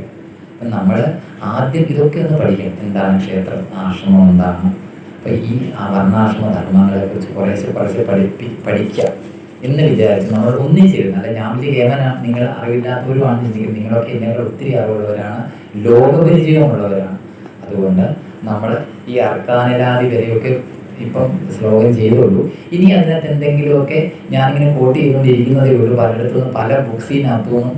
കാരണം എനിക്കിങ്ങനെ പറഞ്ഞു തരാൻ ആരും ഇല്ലായിരുന്നു. അപ്പോൾ നമുക്കിത് ഒരു വട്ടം കേൾക്കുമ്പോൾ തന്നെ ഇതിന് ഇത്രയും ബൃഹത്തായിട്ടുള്ള അർത്ഥങ്ങളുണ്ടെന്ന് നമ്മൾ ഓരോരുത്തരും മനസ്സിലാക്കണം. നമ്മൾ 10 സമയം അരമണിക്കൂർ കിട്ടിയാൽ ചുമ്മാതെ ഹരിനാമകീർത്തനം നമുക്ക് അറിയാവുന്നതാണ്. അപ്പോൾ ഒരാൾ ചോദിച്ചാൽ ഇത്രയും ബൃഹത്തായ അർത്ഥമുണ്ട്, അവരെ കൂടി മനസ്സിലാക്കാൻ പറ്റും. നമ്മളെ എപ്പോഴും നമ്മൾ ചിന്തിക്കേണ്ട ഒരു കാര്യമുണ്ട്, നമ്മുടെ സംസ്കാരത്തിന് ഒത്തിരി മൂല്യച്യുതികൾ നേരിടുന്ന സംഭവങ്ങൾ സമയ കാലഘട്ടങ്ങളായിരുന്നു. അപ്പം ജനനീ ജന്മഭൂമിച്ച സ്വർഗാദിവീ ഗരീയസ്യ, നമ്മളെ പറ്റ അമ്മയും നമ്മുടെ സംസ്കാരവും സ്വർഗത്തേക്കാൾ മഹത്തരമാണ് എന്ന് ശ്രീരാമദേവൻ ലക്ഷ്മണകുമാരനോട് പറഞ്ഞ ആ ഭാഗം നിരന്തരം നമ്മൾ ഓർക്കുന്നത് നമ്മുടെ കുഞ്ഞുങ്ങൾക്കും നല്ലതായിരിക്കും. ഇത് നമ്മുടെ കുഞ്ഞുങ്ങൾക്കും പറഞ്ഞു കൊടുക്കാൻ പറ്റാൻ നിങ്ങളെ ദൈവം അനുഗ്രഹിക്കട്ടെ എന്ന് ഒന്നുകൂടെ സ്മരിക്കുന്നു. പ്രത്യേകിച്ച് നന്ദിയൊന്നും ആരോട് പറഞ്ഞില്ല. സ്വാമിയോട് പാദത്തിൽ നമസ്കരിച്ചുകൊണ്ട് നിങ്ങൾക്ക് എന്നെ സഹിച്ചിരുന്ന നിങ്ങൾക്ക് എല്ലാവർക്കും നന്ദി പറഞ്ഞുകൊണ്ട് എല്ലാം ഭഗവാന്റെ പാദത്തിൽ സമർപ്പിക്കുന്ന ഹരി.